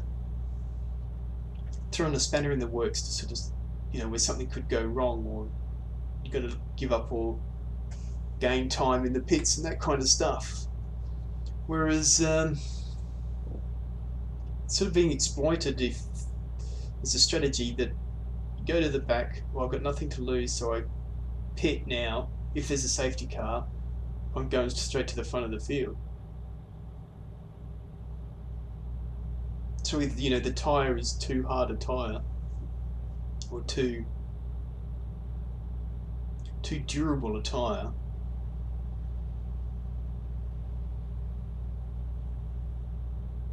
or they need to look at, you know, a pit window.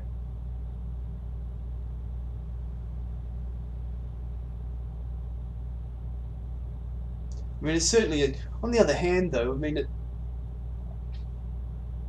it throws a sort of spanner in the works. But it doesn't have to be clever strategy, because you just sort of go, if this happens to you, you know, if you write down, then you pit early and hope for a safety car. You know, there's no sort of genius. Yeah, you've got to manage the tyre.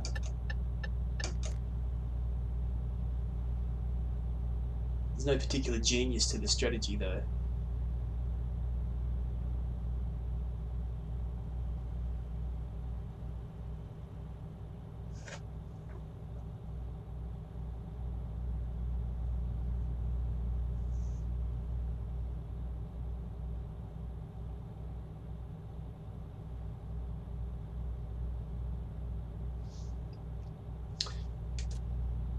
So I'm in the, I'm going to have the sunrise, huh?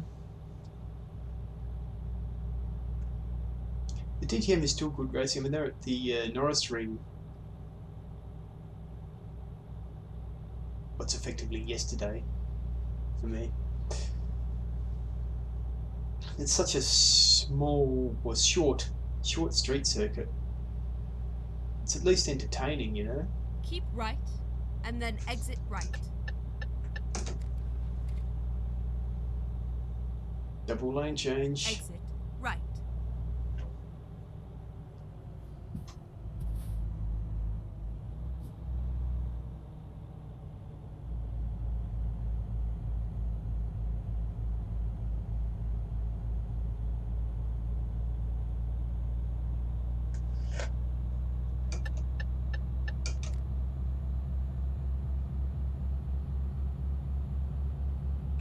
Oh!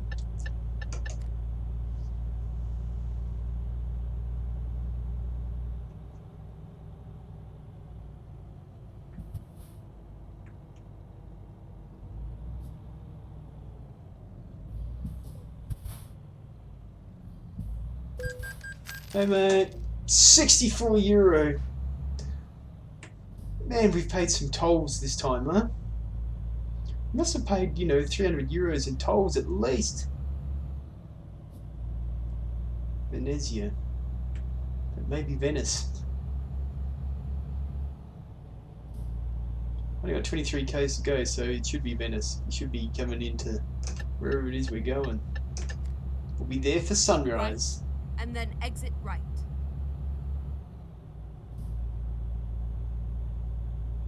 Exit right.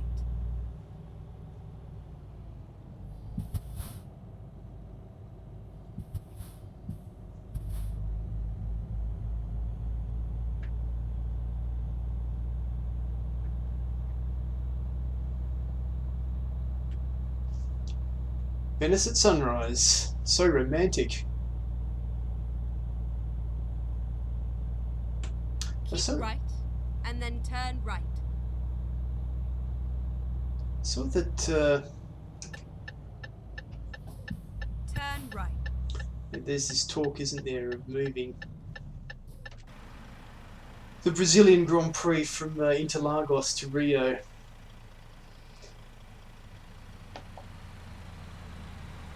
And you sort of hate to see any track that's decent leave the calendar. And of course, oh, we should have a Tilke design track. I don't know if it's going to be a new track or... It's one of those things where the Brazilian government's involved. It's like, oh, well, we'll see what happens. Keep left, and then turn left.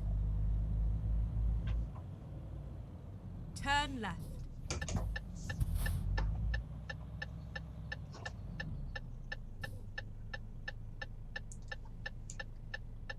You know, you sort of saw them with their World Cup stuff and that, you know, this their building and building schedules and that type of stuff. Yeah, but South America needs a Grand Prix. Brazil Keep needs a left, Grand Prix. and then turn left. And Interlagos is just a good left. track.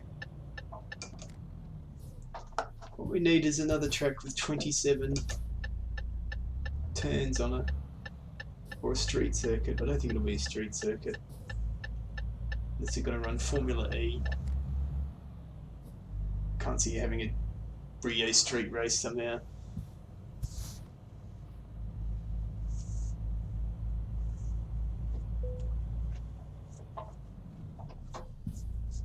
Oh yeah, okay. That's right. Forgot. Unlockable.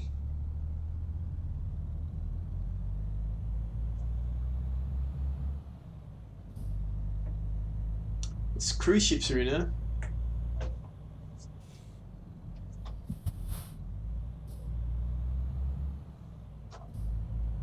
Hotel.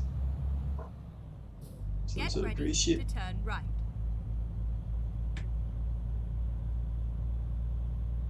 Turn right.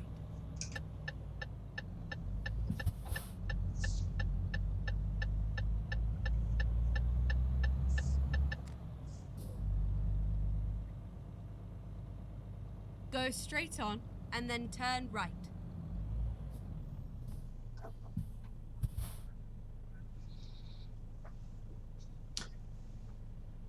So you'd be ashamed to see Interlagos be replaced. I mean, when was the last time someone built a good F1 track?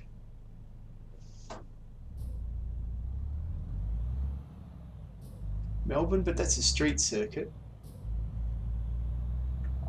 You know? Turn right. We are finished.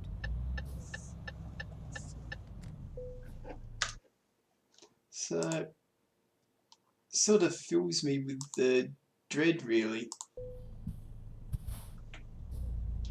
Formula One needs to hang on to any good tracks that it has.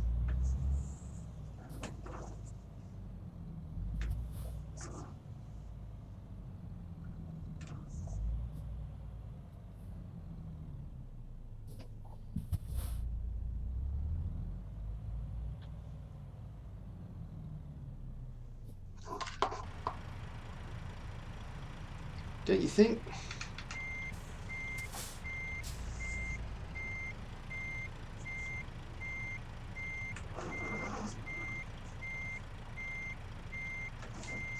Oh, not enough. Not enough, son.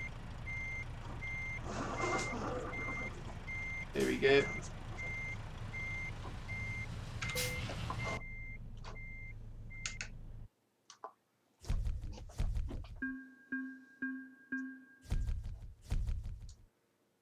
Is that going to take us? I don't think it will. Oh! Spewing.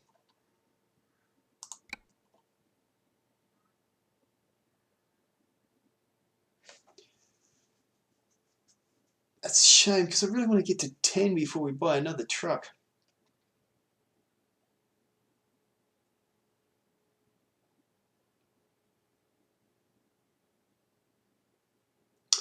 Oh, wow.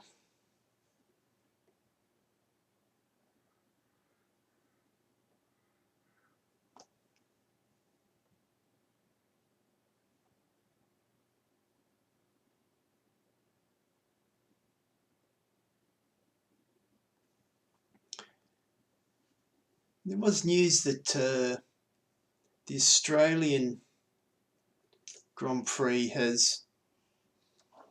I suppose we're going to pick up another job. New upgrades available, new upgrades available. Yeah, sure. We can at least get out of Italy, huh? We've finished our tour of Italy. So we have. I mean, I think these states here are going to be where the new DLC is going to come out of. So I'm sort of thinking of working my way around this area.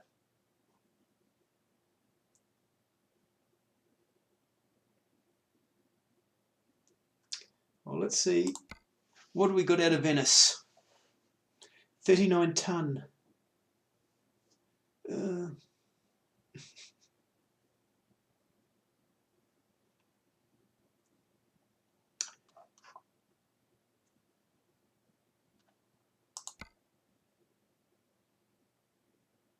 It's quite a long haul, isn't it?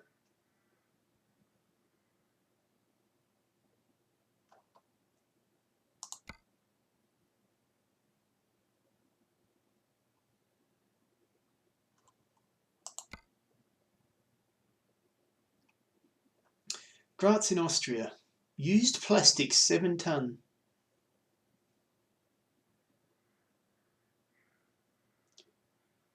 That's a shorter job. I think we might go for that one. Let's go.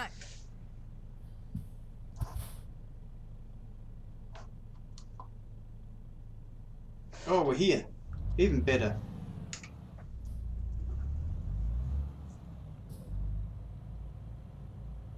That's got to be it there, isn't it?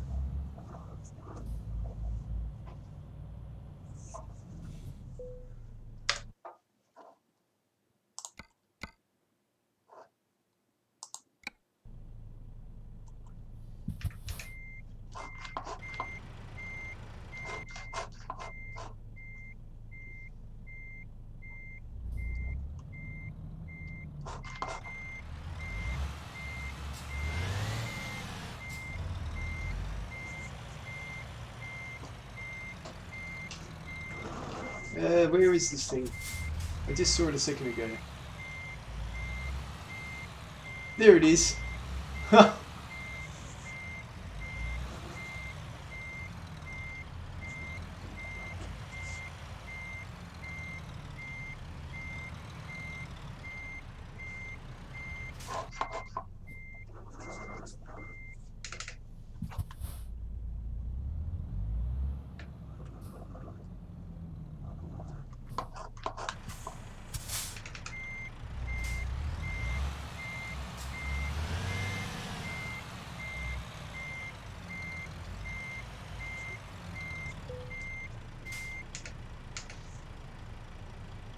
Let's do this.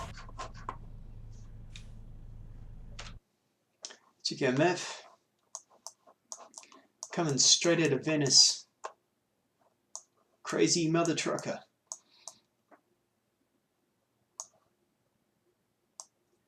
Klagenfurt and Vorthersee. Oh yeah, we got to get off here, don't we? And unlock that. For sure.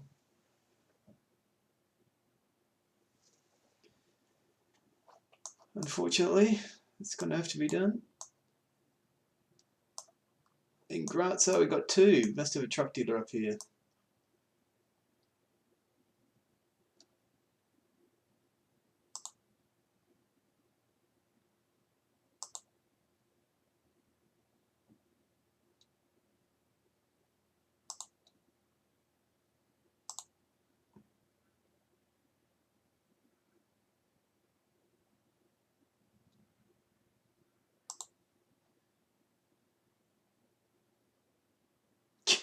Whatever you think is best.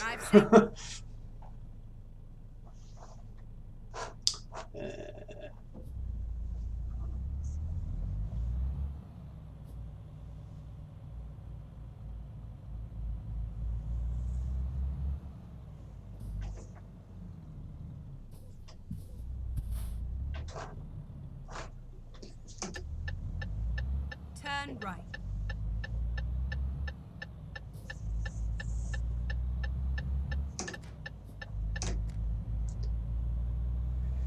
So yeah, the Australian Grand Prix, At the roundabout, take the first exit. first Grand Prix on the calendar again next year, and Exit now. people may think I'm biased because I'm from Australia, but it's a good place to start. And when you look at the results at the Australian Grand Prix compared to the results over a year, you find that it really does, reliability aside, give a pretty good indication of where all the teams stand. Keep left and then turn left. It's a very Turn left. representative track. It's a good track as well. It's a good event, you know.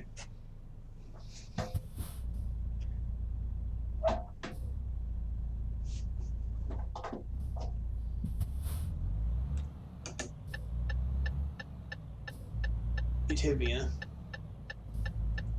What can you do? Leaving Venice.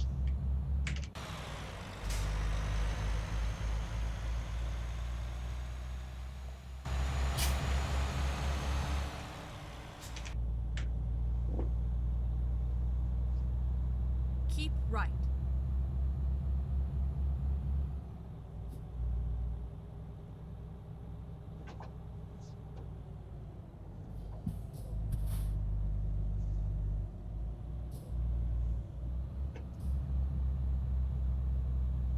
Leaving Italy. That's what we're doing.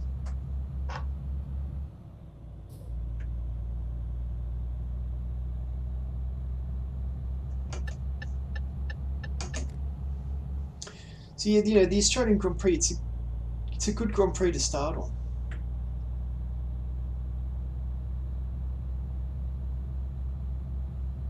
It's also a pretty safe Grand Prix in terms of the security of the region.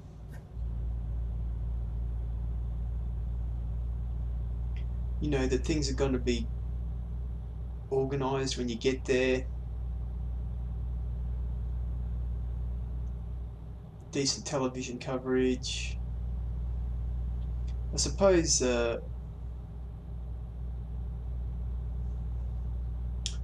maybe the timing isn't great in Europe, I'm not sure. But that's a track and a event that I really hope does stay.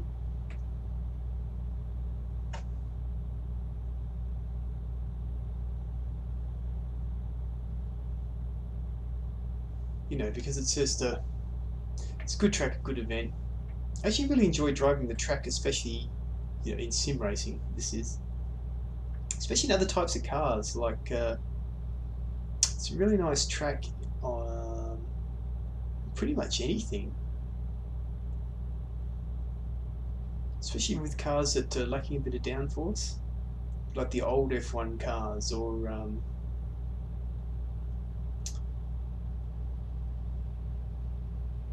touring cars or something like that. There's plenty of scope for sort of getting it sideways, and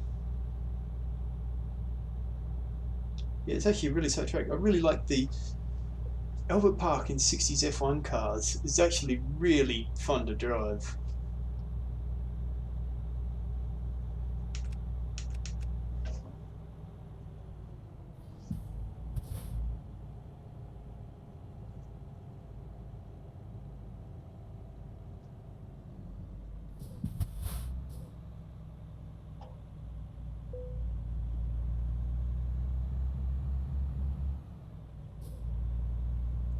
Yep, see you, mate.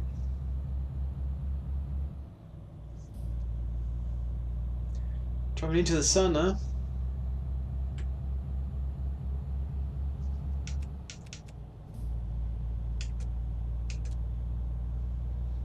It's rough. And the same is true of Interlagos. I mean, it's a you know, tracks that have sort of personality as well as history, that are different, give the driver different challenges, you know, the chassis different challenges. You want to hold on to those. I mean, just saw at the Red Bull Ring what difference tracks make.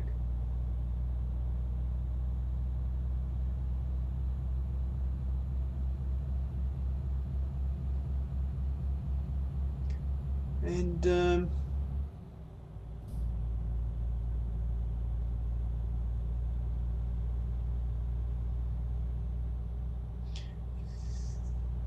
to me, if you're going to move the Brazilian Grand Prix and change the track, the onus is on you to come up with something that's better. Recomputing. Are they going to come up with a better track than Interlagos? History sort of says no, doesn't it?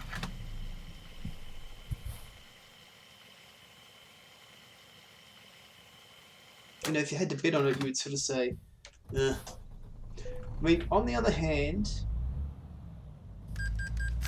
and this is why I'm not totally pessimistic about the Vietnamese street race.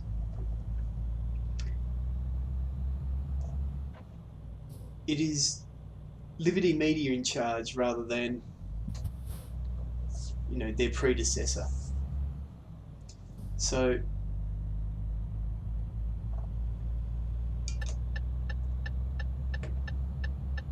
how much influence do the rights holders have on track design? You tell me, I don't know. Probably not that much. Come on, bro. Jeez.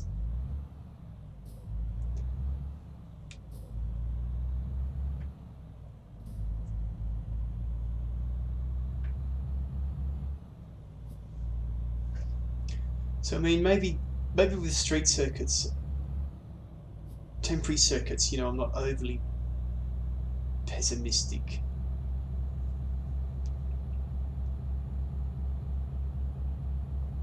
You know, I'm prepared to give them the sort of benefit of the doubt until we sort of see what's what. Well, looked like we were going off there, but we're not. Nice. You know, we'll sort of see what sort of a job Liberty does with this stuff. But pessimistic on new full-time circuits. Just based on all the new ones that have been made in the last, you know, 20 years, basically.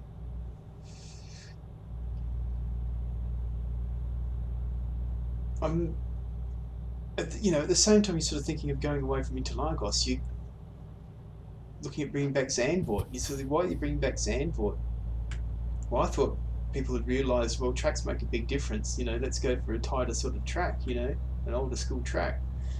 Is it purely because Max Verstappen is Dutch?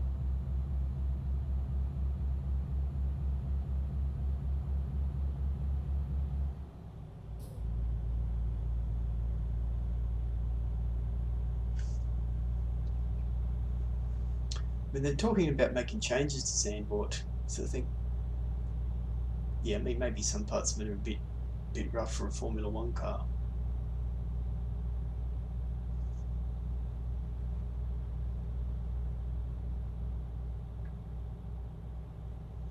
You know, there's something to be said for less corners.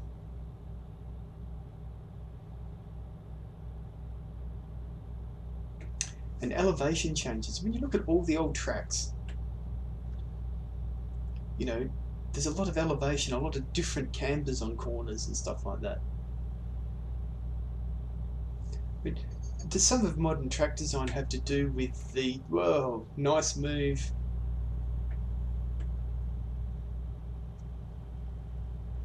Does some of modern track design have to do with this sort of computerized tools that are available to the track designers? You know, they're sort of limited to... They're sort of limited to, oh, we don't have a full set of tools. You want to do an, you know... When they're designing the topography of the track, is it sort of too limited to variation?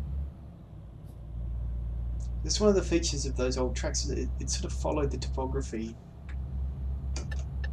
of wherever it was built, and there's sort of a lot of variation in topography. There wasn't sort of two things that were the same, because a little mound or a hill or a turn or whatever,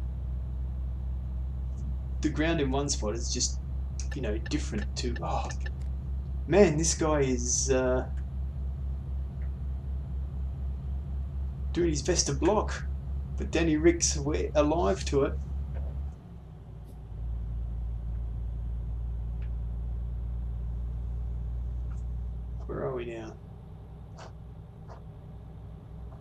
I don't know, but there's a plane over there.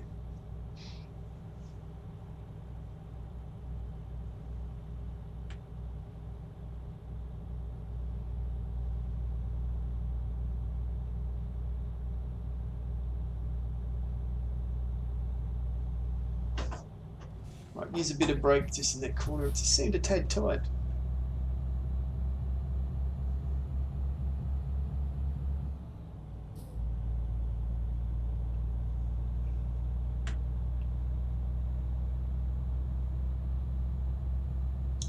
And that's the thing, isn't it? That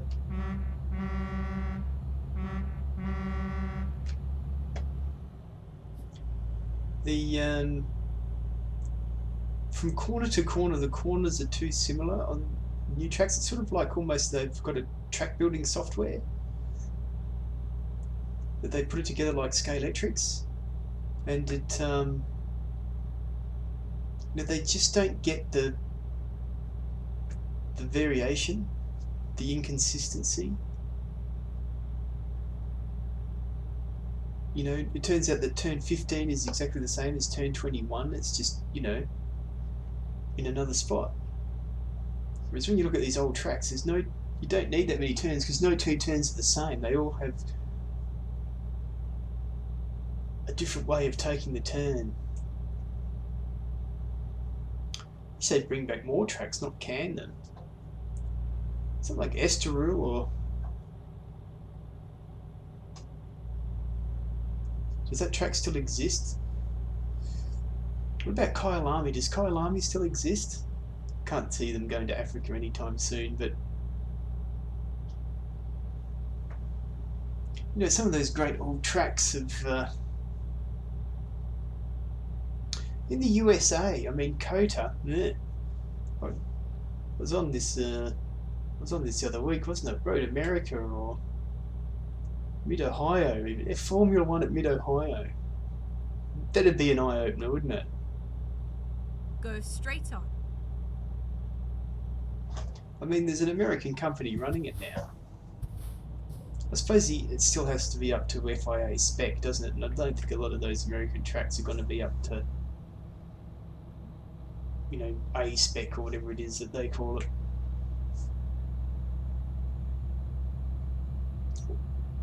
Category 1 or Category A.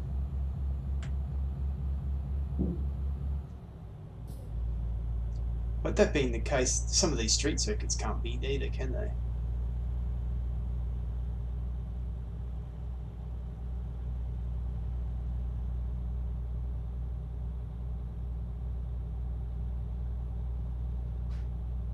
And they've got the ability to test these things too now, haven't they, with the advent of sim racing.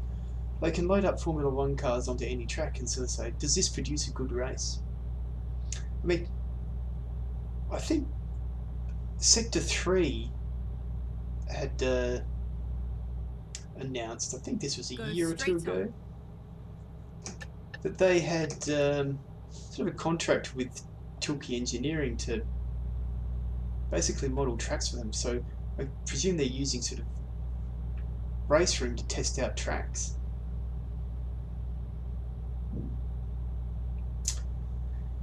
Which is a good thing.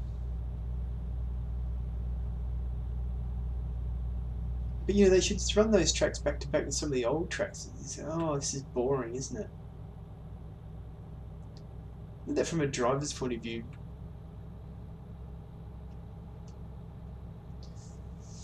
Let's learn a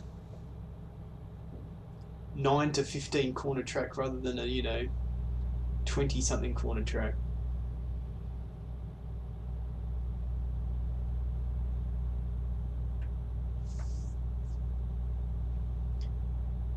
Rather than driving with one car on it, you know, they need to sort of have races on there. And say, does this produce good racing?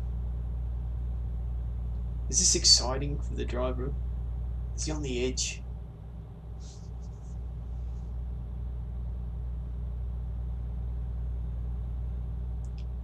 With the old tracks, isn't it? The car's performance exceeds that of the track. You know, so it's not about pushing the car as hard as the car can go. It's about managing the car as fast as the track will take. How much can the track take?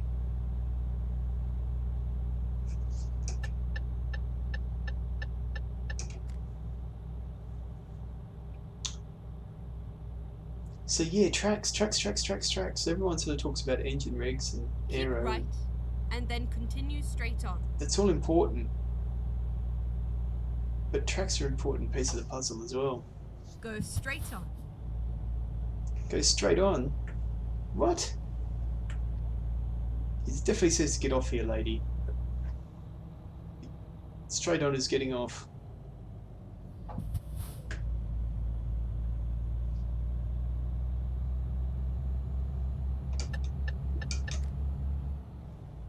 Keep right, and then turn right. Rain, eh? Turn right.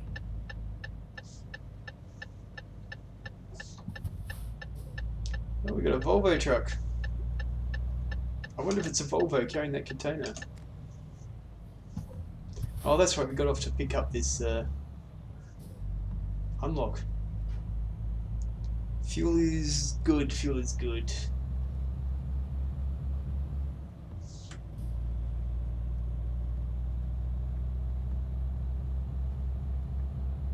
Go straight on.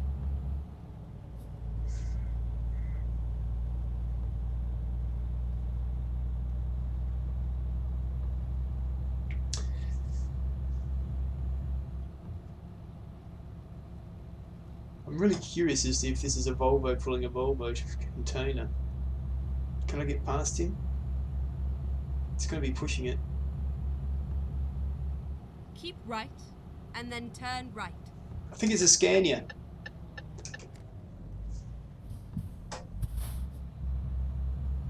It's a Scania pulling a Volvo container. The humanity. Turn right.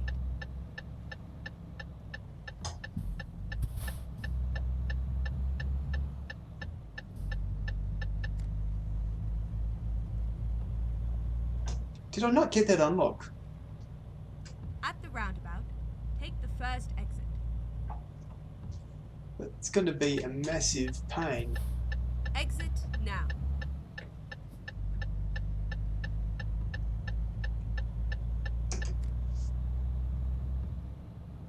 Go straight on. See, is it down here, is it? It is. We're going down here, boys. Never mind. I'll find a new route. When possible, make a U-turn. I'm doing my best.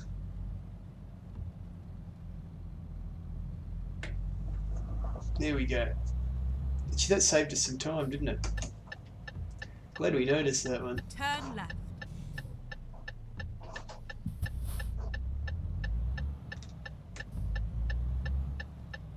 Otherwise, this whole massive detour was for nothing.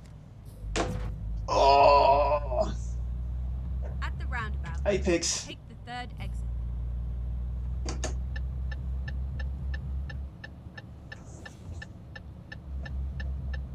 This trailer loves weight transfer. Exit now. Keep left, and then turn left.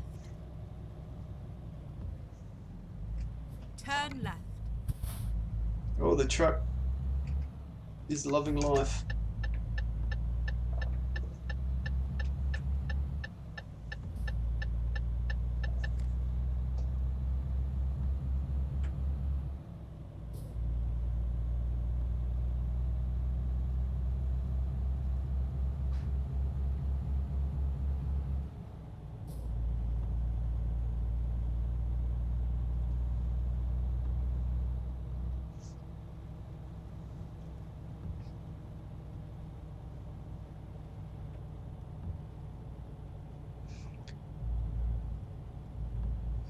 Leclerc doesn't see Vettel retiring soon. Wow. Go straight on. I'm more convinced now that he is Get retiring. ready to turn left. Honda confirmed Formula E interest. Everyone's getting into Formula E, aren't they? Turn left.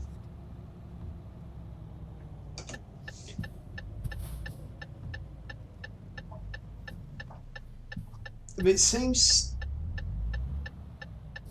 that one can be competitive in that, doesn't it?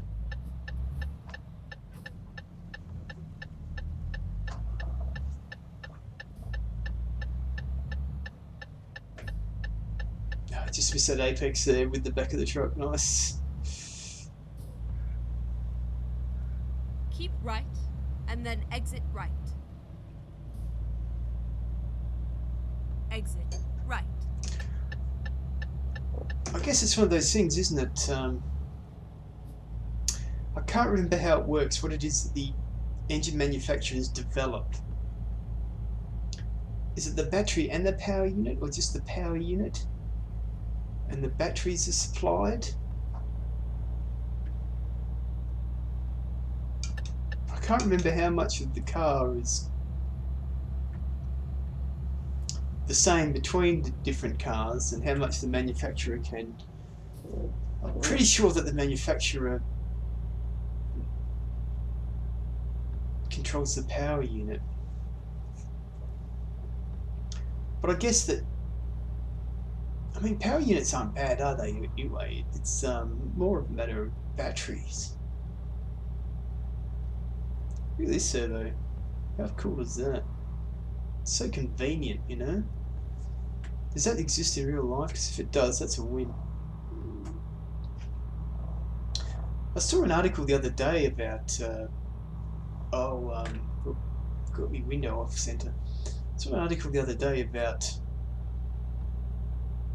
hydrogen cars will overtake electric cars.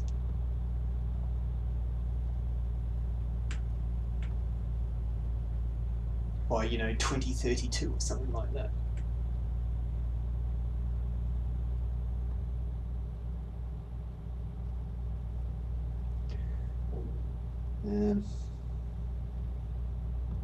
I think that people sort of want both options, maybe.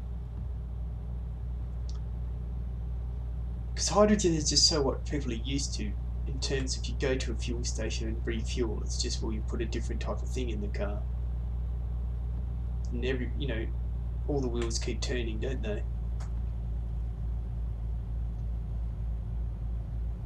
Whereas I myself would still like the option to recharge a hydrogen car. So it's almost, so it's a sort of hybrid, but hydrogen hybrid. Where if I've got the setup at home to recharge that for free, go straight on. Then I want to do that. But then if I don't have the, if I need the range, well, then I want to pull into the fuel station. I want the sort of best of both worlds.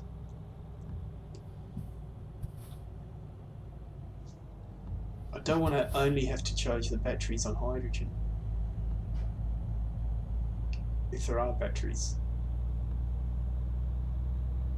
But I want to be able to run the car on electric if we're going full new age, because I want the ability to recharge it myself for nothing.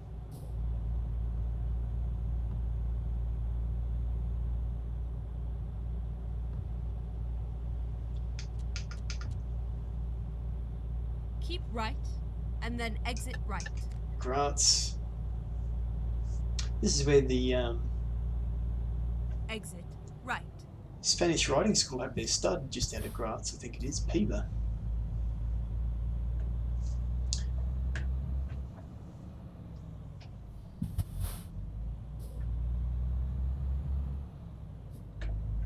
So this is where, is it Helmut Marko is from? I think it might be. We'll see any Red Bull stuff. Who knows? But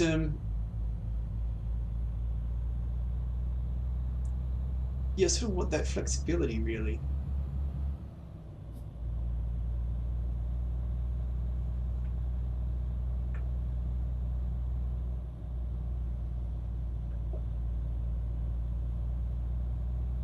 I think there's an interesting... The car manufacturer has such power in terms of what type of car they produce. If they produce purely electric...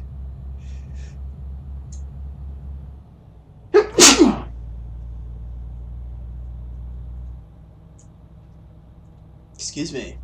If they produce purely electric Keep cars, right, and then turn right. then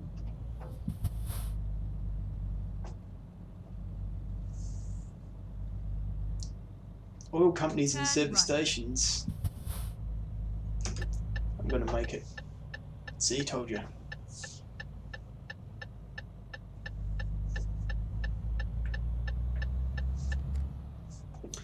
You know, they go the way of video stores.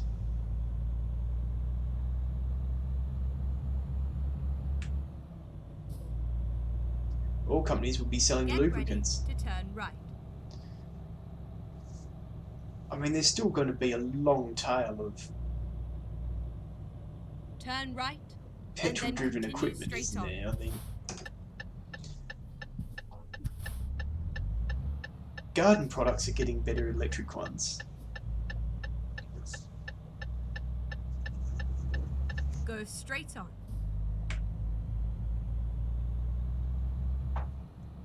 Come on, pick it up. Oh, you bastard.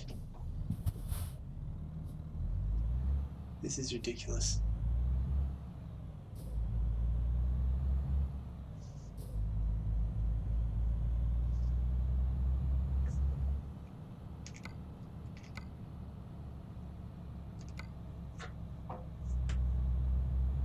Get ready to turn left.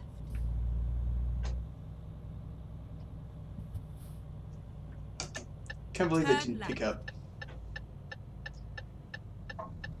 Oh, on the brakes, huh? Perfect. Make sure you stop on your marks. No worries, mate.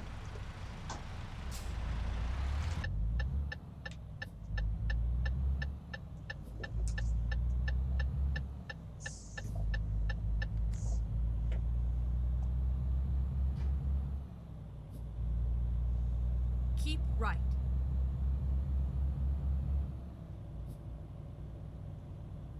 At the roundabout, take the third exit. I think we're just going to drop.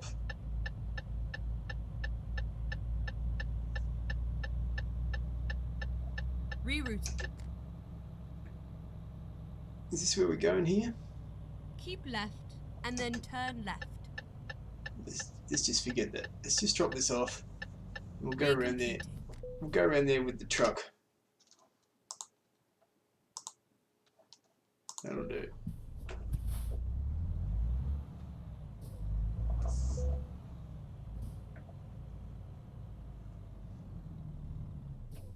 Oh.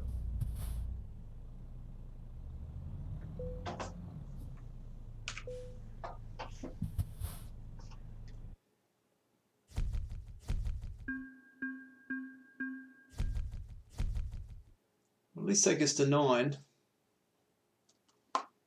Yep.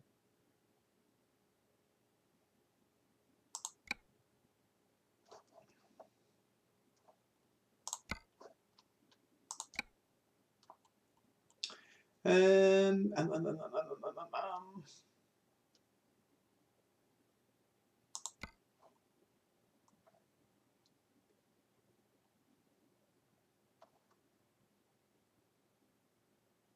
Yeah, okay, let's go to here. And then to here.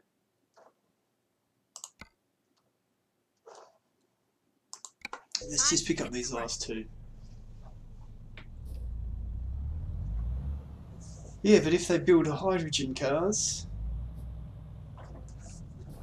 and these people just go into the business of making hydrogen, don't they? I mean, hydrogen's got to be easy to make from fuel, doesn't it? This is me who knows nothing. Turn left.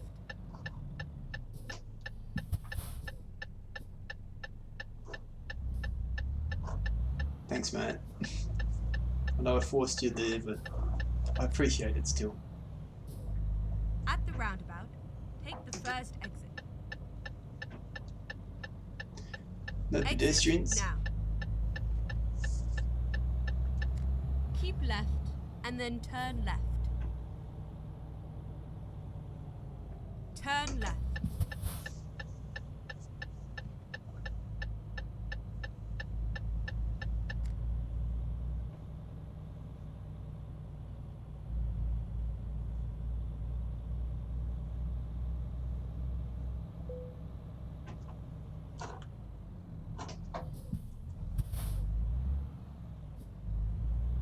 Very good, Volvo dealer. Go straight on and then turn right.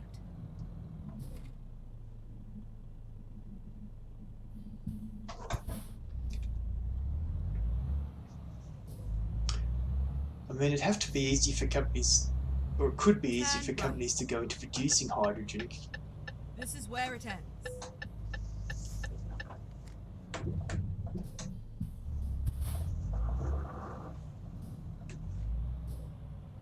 Oh, almost made it.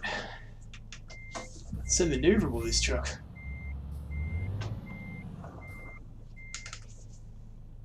Might even go and fix up the truck. And then do we call it a day? Ready to roll.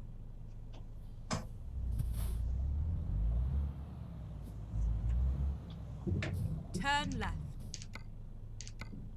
That's better.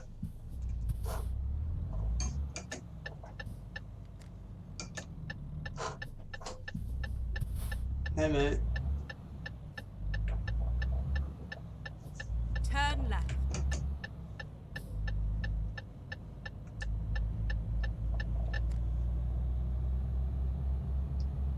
Get ready to turn right.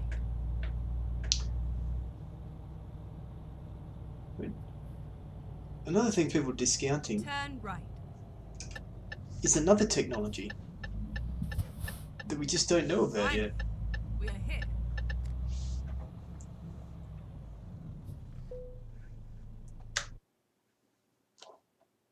Truck maintenance.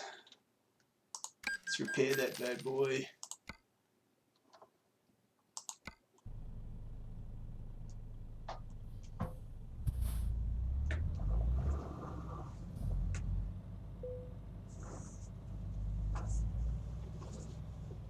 Okay, I think we will leave it there. Unfortunately, we didn't get to level 10, but we should crack 10 at the start of the next session, and then we'll finally be able to get ourselves into a new chassis.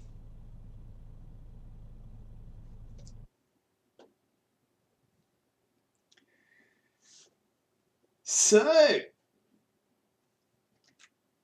there we go, all the Formula One news that's fit to print.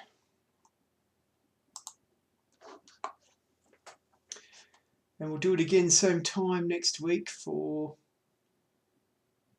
Danny Ric Delivery, Formula One and Motorsport Chat. And it's time to stop the stream.